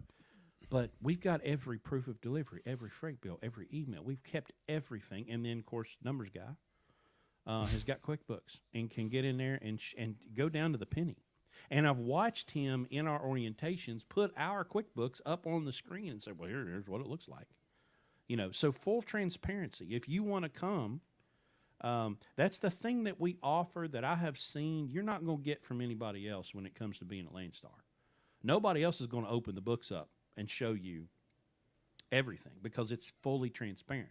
If you want to learn how to do the Landstar system, this is the place to do it because we will come here or we will bring you here, put you in a truck and say, this is how I would do it. This is how you should do it. And then when you get done, all of your habits are created. Everything is second nature to you. And then you go do it in your own truck and you get to keep all the money. I think it's pronounced Luke Gitwaza. Oh, yeah. He's a fleet at Landstar. I saw his Facebook page. We still do BCO mentoring. You need to go to our website. There's a form you submit there, and then we'll reach out to you and set up a time to give you a call. It depends on what you're looking to do. I saw your ad on Facebook. I know you're looking to hire drivers. I think you've hired a couple. You've got 2020, 2022 trucks, though. We'd have to talk about that. But yes, we are available. We don't have unlimited openings, but we still do have a couple. But there again, because our time is so restricted, we're not going to work with someone that we can't really, really help or you're really, really not interested in our help. Right. There's been a couple of you guys at Landstar fleet owners that say you want help until you hear what the help is, and then all of a sudden that's not what you want to hear. So it just depends on what you're looking for. The biggest the biggest thing most fleet owners at Landstar have a problem with are drivers. We're not going to help you with that. Our secret sauce for drivers is the podcast. That's how we get ours, because we don't hire truck drivers. We hire people who want to have an education. So I can't give you advice on hiring a truck driver. That almost put me out of business, having to deal with truck drivers. I hate them. I wouldn't hire one of them. I wouldn't give one of them the time of day. But if you really want to learn how to be in business in the trucking industry, I got all kinds of time for you. But I'm not interested in teaching somebody how to drive a truck. So, Cody's got an interesting comment here. He says, "I wish I would have found you before I bought my truck. Mine spec'd pretty bad. 95 FLD with a Detroit 11.1 liter. Well, boy, that would pull a greasy string out of a cat's ass. The 390s are the big problem. The 390s. Yeah, I'm sure your fuel mileage flat sucks. top. Well, here's the thing, though. I guarantee you that truck was cheap and easy to acquire. Is that a Super 10, I bet you? No, it says 9-speed. 9-speed okay. Rockwell. Well, I wonder if it's convertible to a 13. No, not a Rockwell. Eaton would be. That's true. Yeah, you got some challenges there, Cody. The 11.1's not a bad motor; it just doesn't have a lot of power, but it's not a bad motor. The 390s though, that's gonna be tough. I wonder what's your fuel mileage if you really know it. Yeah. But that's gonna be the problem with that truck. It's not an over the road truck, No. Listen, here's and people ask for help. Well, here's the help. That's the wrong truck. Okay. Mm-hmm. Yeah, I can't take that truck and get fuel mileage out of it. So the only way you can fix that is either put up with the fuel miles like it is. And remember, every mile you drive that truck down the road, as long as you own it, you're losing a couple miles per gallon. Okay. Mm-hmm. Or sell it and get to a truck that there's a couple of things I would do different there. I wouldn't have a flat top if you're going to pull a van, and I would probably go to a 12.7 or 14 liter Series 60 with a 13 speed and 350. Well, it depends on what the transmission is. If it's direct drive. He said 6.3 since he started tracking 4 months ago, which is not terrible. It's not horrible, but Not better than I horrible. thought it would be. The problem, like you said, it with an 11 liter, How fast do you drive, Cody? those 390s are giving you the only power that you have. If you try to drop that to a 358, You'll have no startability. yeah, it'll be a nightmare to drive, and your fuel mileage probably would go down because the engine's going to have to work that much harder. What's the RPMs at 66? What's the RPMs at that speed, Cody? It might be with that Rockwell. If that Rockwell's a double Well, over, it's a he might be 390s in. or, yeah. He might be in the 13, I bet he's not. 1400 range. There you 16. go. I thought I was going to say. Ooh. I thought he was going 15. There's the problem. Okay, that motor wants to run about 1,300 RPMs. Okay, so Yeah. you're over revving 300 RPMs all the time to drive. You'd have to drive that truck at 55 probably to get it to fuel mileage. You know. So let's bring in the BSE 9000. Okay. Yeah. So let's say that you could get a really good tune on that 11.1 to get the most power out of it and most efficiency. Okay. And absolutely, the answer to that question is no. Okay. He's talking about putting 11 R's. 11 R's. No. Absolutely not. You need high or low rolling resistance tires. You need the best tires that you can find. If you don't have high quality Michelin, I would put wide singles on it, you know, because there's a couple tenths, 2 or 3 tenths of a mile per gallon or more. I would absolutely not put 11R 24.5s on it because you're trying to change the gear ratio. But if you have a bad tire, the gain that you're making with changing the gear ratio. He's trying to get the tire size bigger to cut the RPMs down, and we had to do that once, you know. But the problem with 11, if you're going to do that, do it with a low Pro 24. I still would need to do the math on that, but don't do it with 11Rs. Okay, right. That's gonna whatever you gain, you're going to lose in that tire because that would be a horrible fuel mileage tire. But I mean, we did put 11. We didn't put 24.5s. We put a 455 super single instead of a 445, but it still was a 22.5 low pro, and it did fix some. We had a truck that was a little bit spec'd a little bit high. We need to bring it down a few RPMs, and that did it. But we didn't do it with 11R tire, so we'd have to do the math on that. But I would say no to that right away. Here's where I'm going to come back to the calculator. Okay, let's say that we could do all the stuff, okay, with this truck. Good tires, fleet air filter, OPS. We're going to do everything that we can to take that thing set up as it is and make it the most efficient, okay? Now, maybe you find a used, like a big air dam that goes on top to get rid of the flat top, you know, junkyard, probably not very much. If you could do those things that you're going to do to a truck anyway, if you had a tall sleeper, Cascadia or Columbia or Century, okay, and you get it to 7.2, great, you know. But just remember that in the next 90 days, these high sleeper aerodynamic Centuries and Columbias are going to come way down in price as the market crashes. I would probably look at here's what I might do. I might get the fleet air filter, the Pittsburgh power muffler, the OPS, and the wide single low rolling resistance tires and low rolling resistance steers. Okay. Then when the prices come down and you can get a better, more comfortable, you know, you're in a 36-inch flat top. There ain't no comfort to be thought of, okay? Then maybe you can pick up a Century or something for 10 or 12 grand. All that stuff you bolted on that FLD will bolt right on to that better truck, right? Now your quality of life is improved. You've got a tall, sleeper, aerodynamic truck. You take all that stuff you put on that FLD, take it right off and put it on that other truck, and then you ship that FLD down the road to somebody that's hauling fuel or something, you know. Be a great truck for hauling fuel. Be a fantastic truck for hauling fuel. But please don't get distracted by the RPMs. Low rolling resistance tires versus shitty tires are going to make more difference than this RPM thing, okay? You know, you're looking at between 6 and 10 grand, depending on who does it, to change the gears.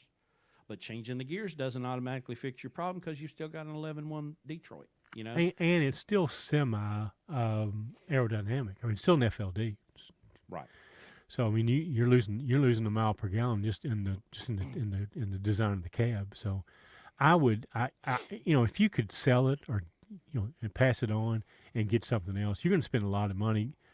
And I again, you just got to do the math and see if it's worth it. I don't know. It's tough. All right, And Luke. now here's another thing. You mentioned something here. I would verify that 390 is what's in it. Well, it probably is because the RPMs Yeah. wouldn't lie about that. So it's All those what it is, trucks so. back in those days. Yeah. All right, Luke. Grab a helmet. All right, you're gonna need it. Hide behind your desk because this one's coming at you quick. Well, I've never heard this one before. I wish somebody would come out with something original about this. I wish they just say, I don't like the way they smell. Mike says they're about to eat you alive, brother. Okay. Now I gotta take a drink of Willet. I'm gonna read this one for the audience. I know you guys are advocates for super singles, but I was talking to a mechanic. That's there's a problem right there. And the only thing worse than a dumbass truck driver is a dumbass mechanic.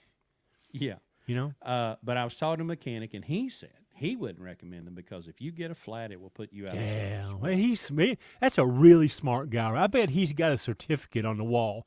I bet you he's even got his name right here and where he works. Remember? That's how smart he is because he can't figure out how to get to work without looking down at his shirt. Listen, guys, if you have a flat with a dual, you're out of service. Period. Okay? If the DOT man, the road pirate with the badge and the gun, catches you limping it in, you're out of service. Okay?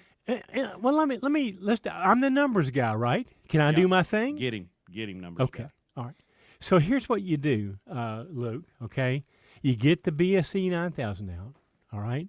Because this is all verifiable. 100%. All right. You look at the fuel cost on the tires that you've got right now, whatever they are. You look at the fuel cost on the tires of the super singles, and I know what those are. Okay. Yep. And those super singles are going to last you about 3.5 years. Okay. You look at the fuel savings between those two tires, and I'll tell you right now, it's going to be about $22,000. Okay. Assuming you took them off right now and threw them away.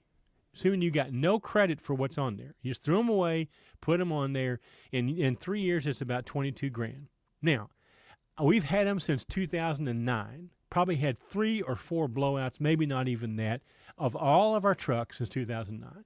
So this blowout thing happens once in a great while.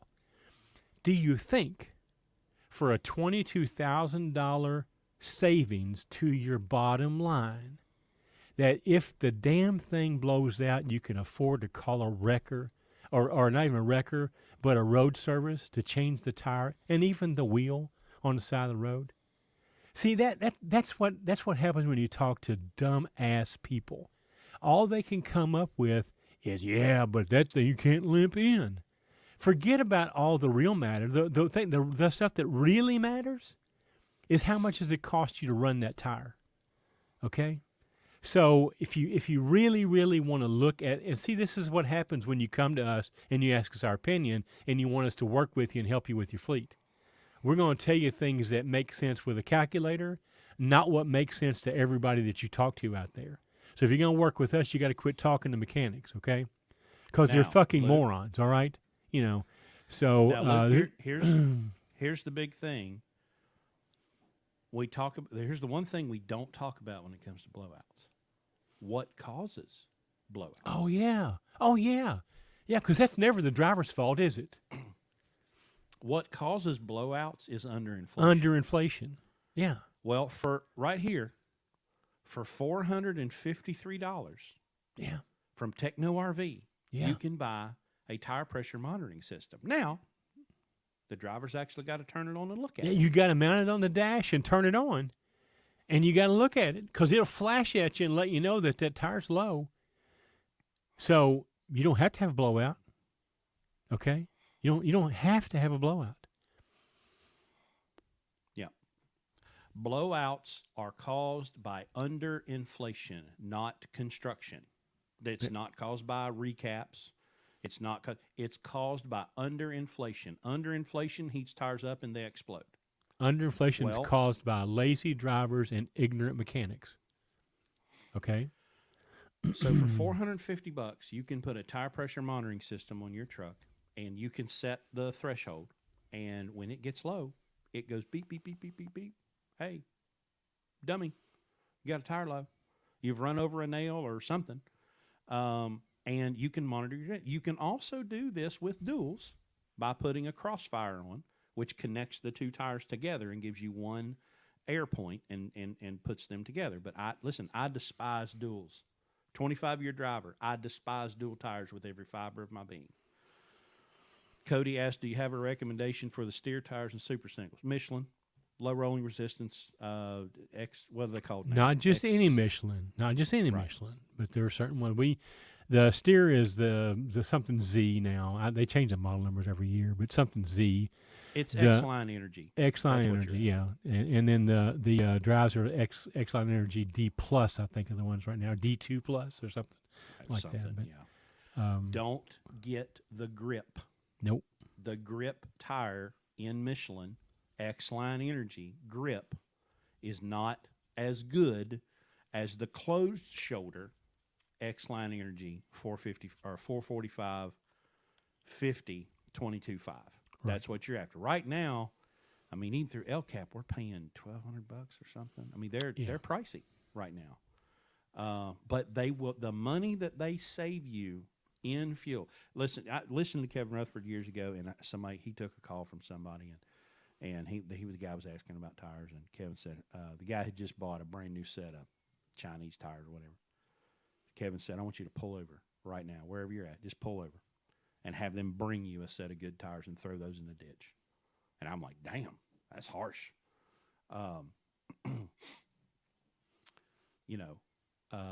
But good tires will save you thousands of dollars. I hope Randy Metter's still listening to this podcast because he loves to buy cheap tires. They will save you thousands of dollars. Thousands. Chardwick 9. First time on this channel. Question, I drive for Maverick, and I plan on buying a truck soon. What are the best specs for flatbed? Same as van. If you're going to do 100% full-time platform and you're never going to have a van, a mid-roof is okay. Mid-roof's not a big deal but if you ever want to pull a van, don't get a mid-roof.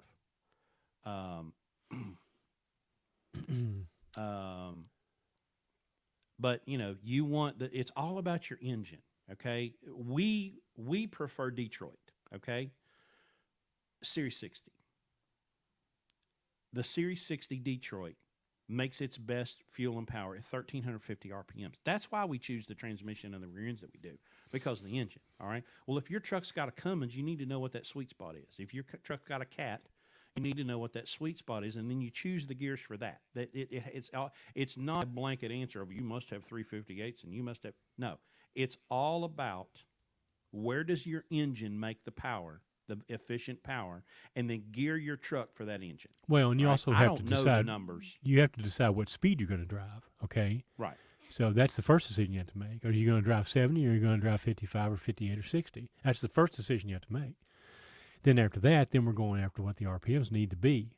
If you're driving for Maverick now, I don't know are you going to be buying? Is this your first truck you're going to buy? Is this again? You need to listen to if you're brand new to the channel, go back and listen to 49. Start there. We're not advocates for new trucks. If it's your new truck, if your first truck, buy an 07 or older. And if you're thinking about leasing a truck, you're going to get that same ass chewing that Luke just did. So. Yeah, you got a lot of homework to do. We're not going to do it here. So Michael was the one that said, was thinking about being a truck driver and having sexy time. Michael, I inherited a 99 Volvo with a Detroit and 13-speed. Should I sell to buy a Century?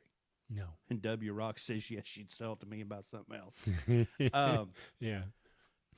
99 Volvo with a Detroit and 13-speed is a fuel mileage monster. Mm-hmm. We have a 2000 Volvo with a Detroit and a 13-speed, and that's a 9 mile per gallon truck, depending on the idiot behind the wheel. Okay, because it can be a 6 mile per gallon truck, or it can be a 9 mile per gallon truck. But I've got 9 in it.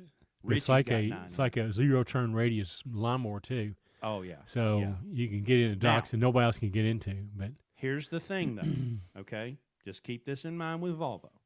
Yeah. And it's my only knock against Volvo. Buying parts for a Freightliner, Century, or Columbia versus buying parts for a Volvo, I want a Freightliner, right? Volvo parts are Expensive. stupid expensive And and hard to hard to find. find. Yeah. For example, we needed a fan clutch. All right. Now you got to remember, a Detroit is not the Detroit block is the Detroit block. Okay. Well, a Volvo has a completely different front cover on the engine than does a Freightliner. All right, which means it has a completely different fan clutch. When I went to order a fan clutch for our 2000 Volvo, there was one in the United States. I found it in Florida and had to have it shipped in. One out of the entire United States. And I think this was before Operation Enduring Clusterfuck even started. You know, the 99, 2000, what was it, 9902?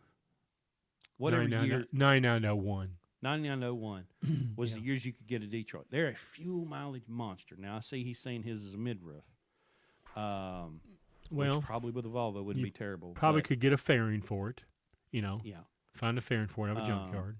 But just based off of my experience, having had a Volvo, we have one. I've driven it. It rides like a dream, turns like a zero-turn mower, gets fantastic fuel mileage, but boy, finding parts for it is a challenge. I bought ours sight unseen in Florida. Yep. So, I mean, again, you give me for free a Volvo, a 99 Volvo, hell yeah, I'm going to pull No, hang on to it. Well, like you said, if what's his name doesn't buy it, we might buy it. So listen, W Rock, y'all change information. He'll buy it off you right now. They're great trucks, but just the parts network is just they're Volvos. We're spoiled by Detroit because the parts are cheap and you can get them anywhere. Yeah. You know, and all the rest of it. It's not just Volvo. Listen, we ran a couple of KWs for other drivers, and they're a parts nightmare too. Oh.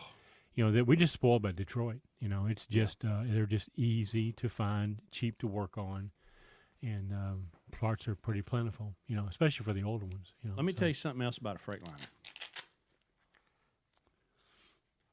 See this right here? You got one of these, you can pretty much fix anything on a Colombian Century.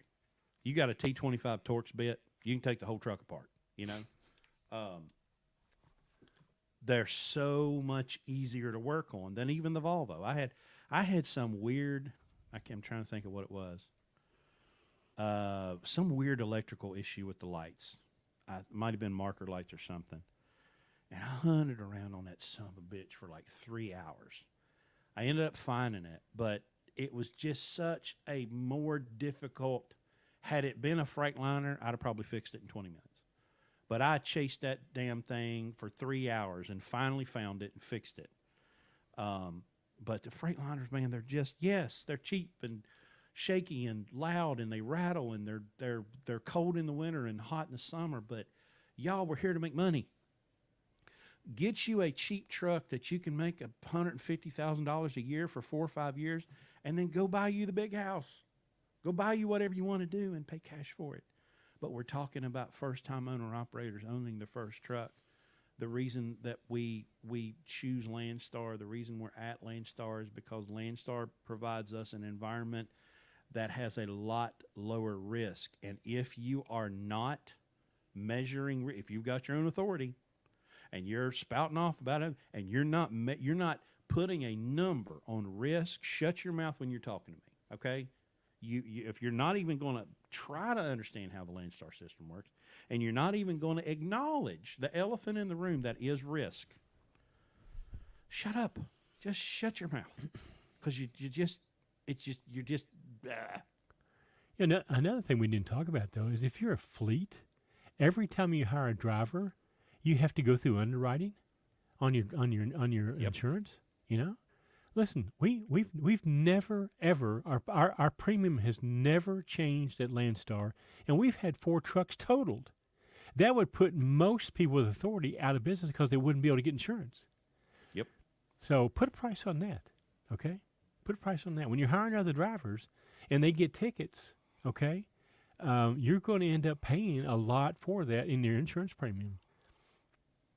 So there's again, if you'll do the comparisons and compare apples to apples, you won't come back with this with Landstar sucks because they take all your money. It's just not true. It's not factual. It's the flaw there is your assumption is that you don't pay anything to anybody else, and that's just not Right. true. So And here's the other thing. I want the guys like Luke and Michael and Chardwick, Cody. Here's the thing I want you to understand, okay? Every number that we have presented has been done with General Freight in a dry van, okay?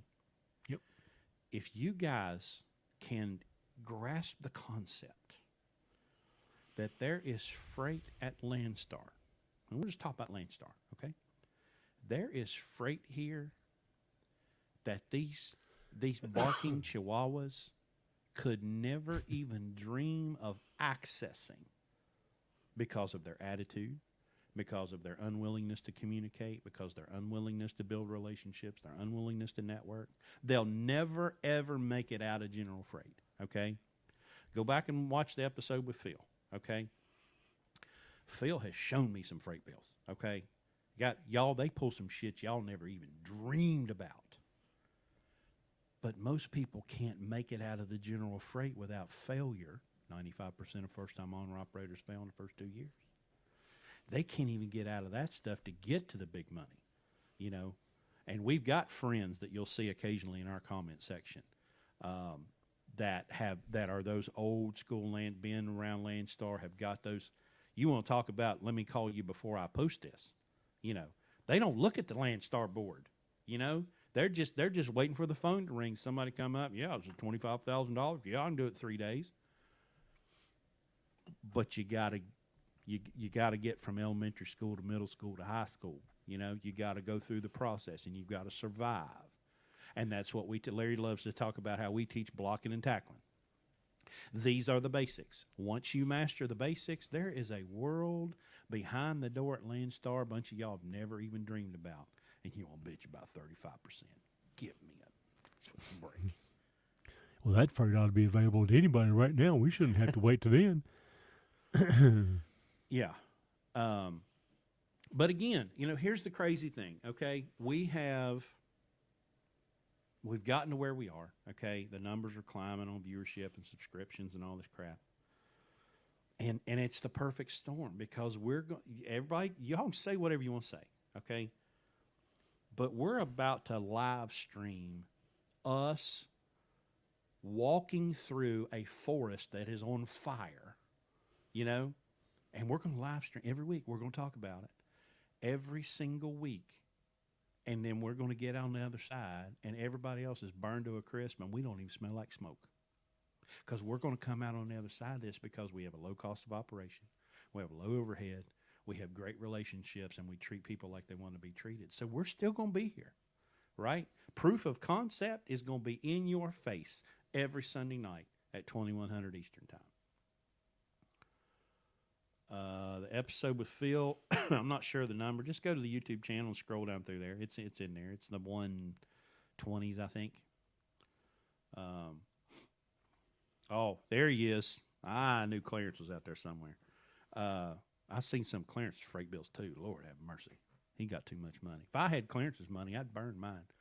We opened the door 2 years ago, hauling stuff I never dreamed of being able to do. Y'all see one of them great big trucks with the sleeper? It's like 10 or 12 foot long going down the road. That's Clarence, okay? But Clarence understands who the customer is, Yep. right? And it's not himself. Clarence is not the customer, okay?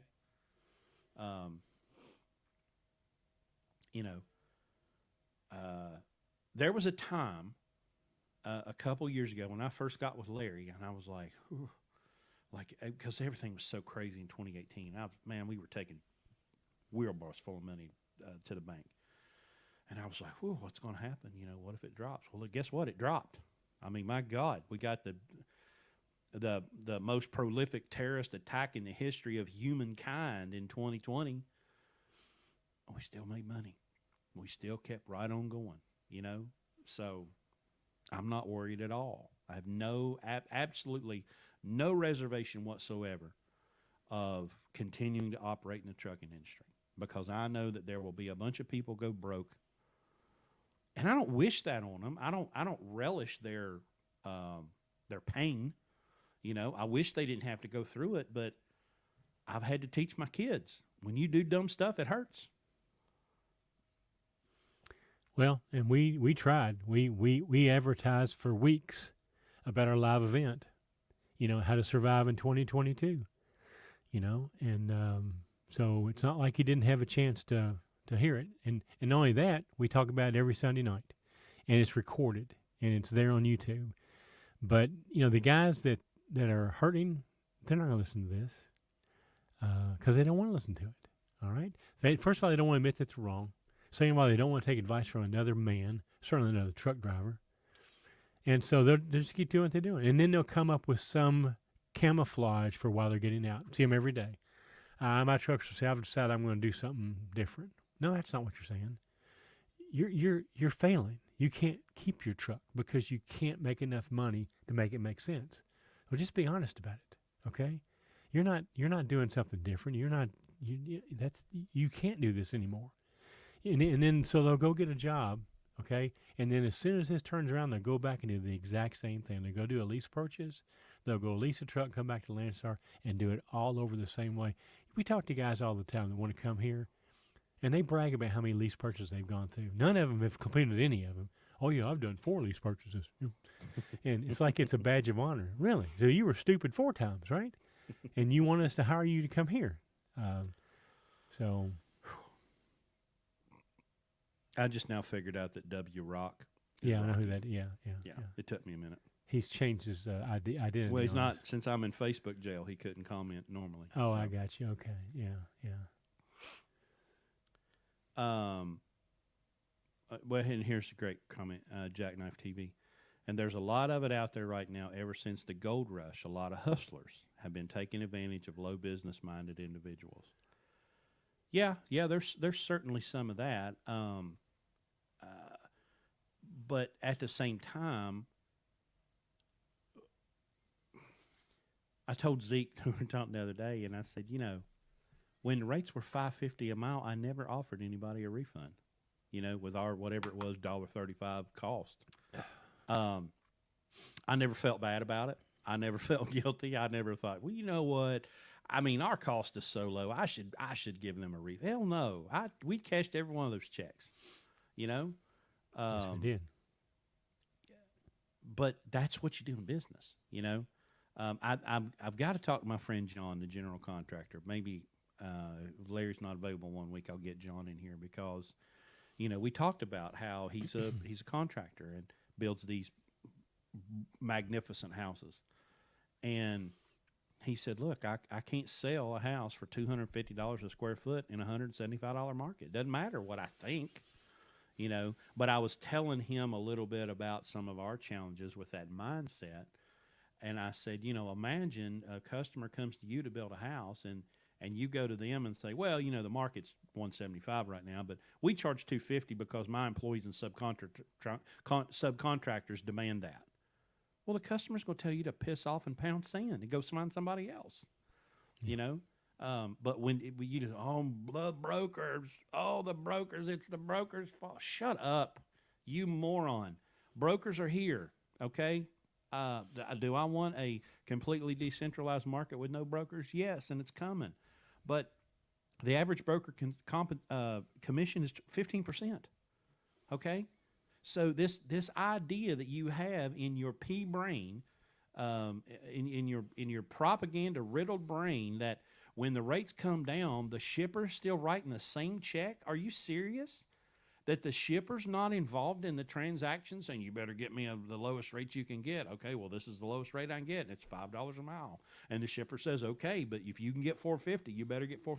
And the rates come down based on market forces, supply and demand, available loads versus available trucks. This is a simple computation that most government school graduates can't comprehend. But if the words, but these brokers or these agents come out of your mouth, you are an idiot because you don't understand how economics works.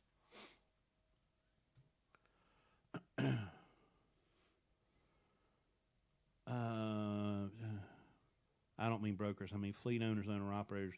There's still guys paying 15 to 20% dispatch services that's securing the same shitty rates, let alone the flight. Well, I mean, but yeah, but you're going to have that in any up market. I mean,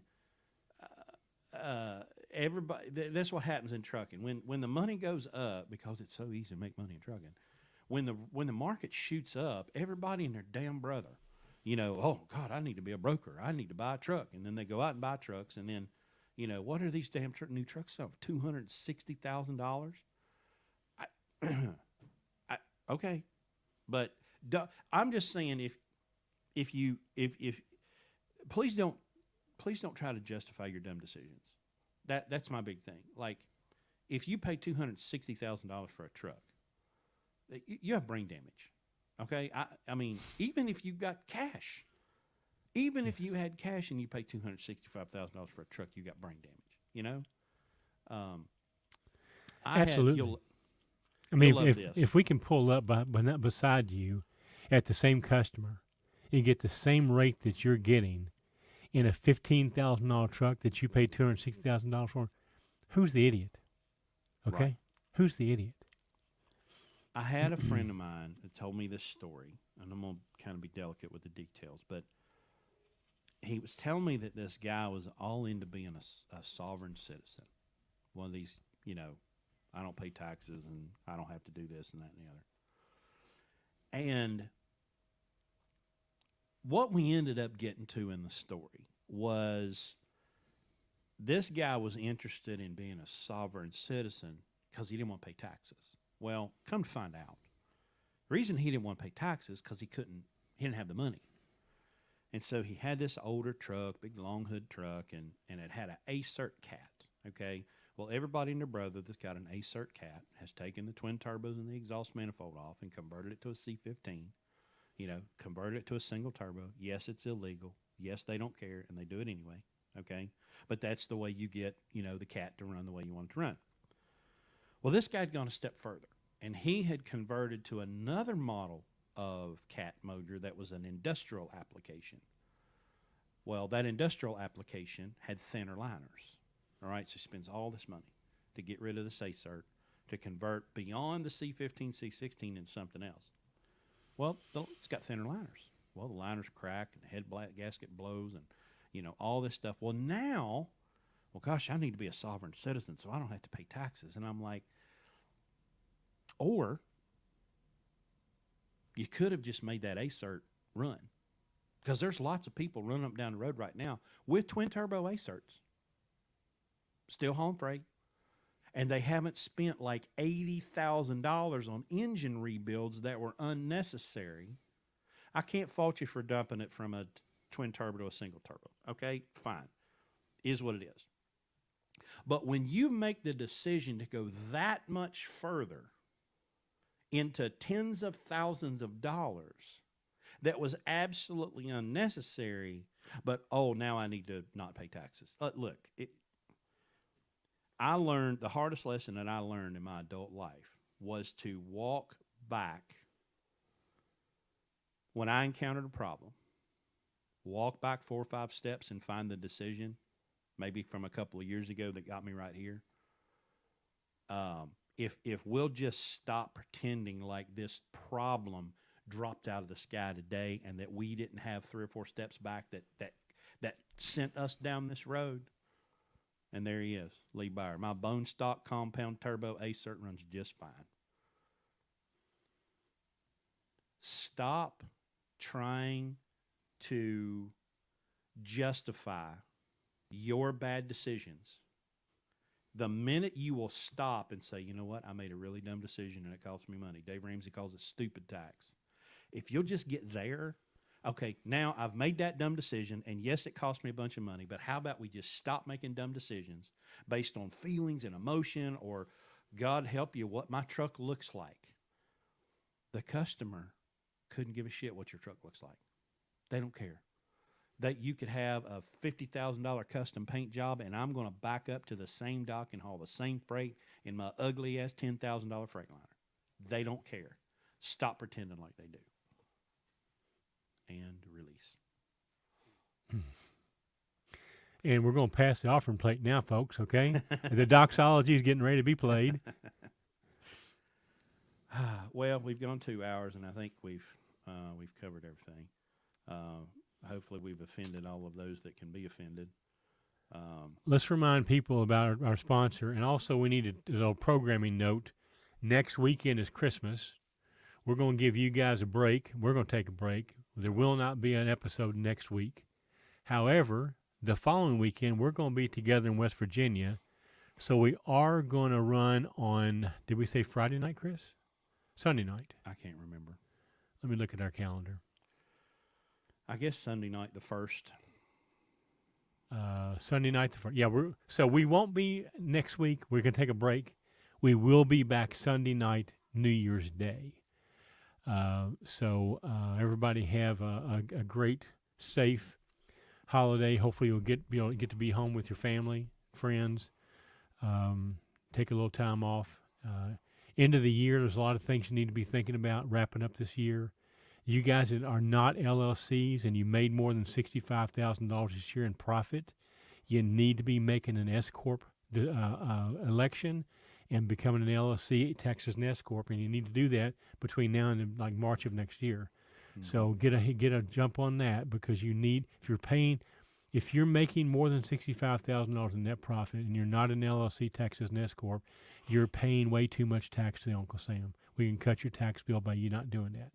If you don't understand all that, maybe we should do something about that on January. Maybe I should do a little LLC thing. So yeah. We probably got an episode about it. Look back at it. I'm sure we do. But if not, just look into becoming an LLC, taxes and S Corp.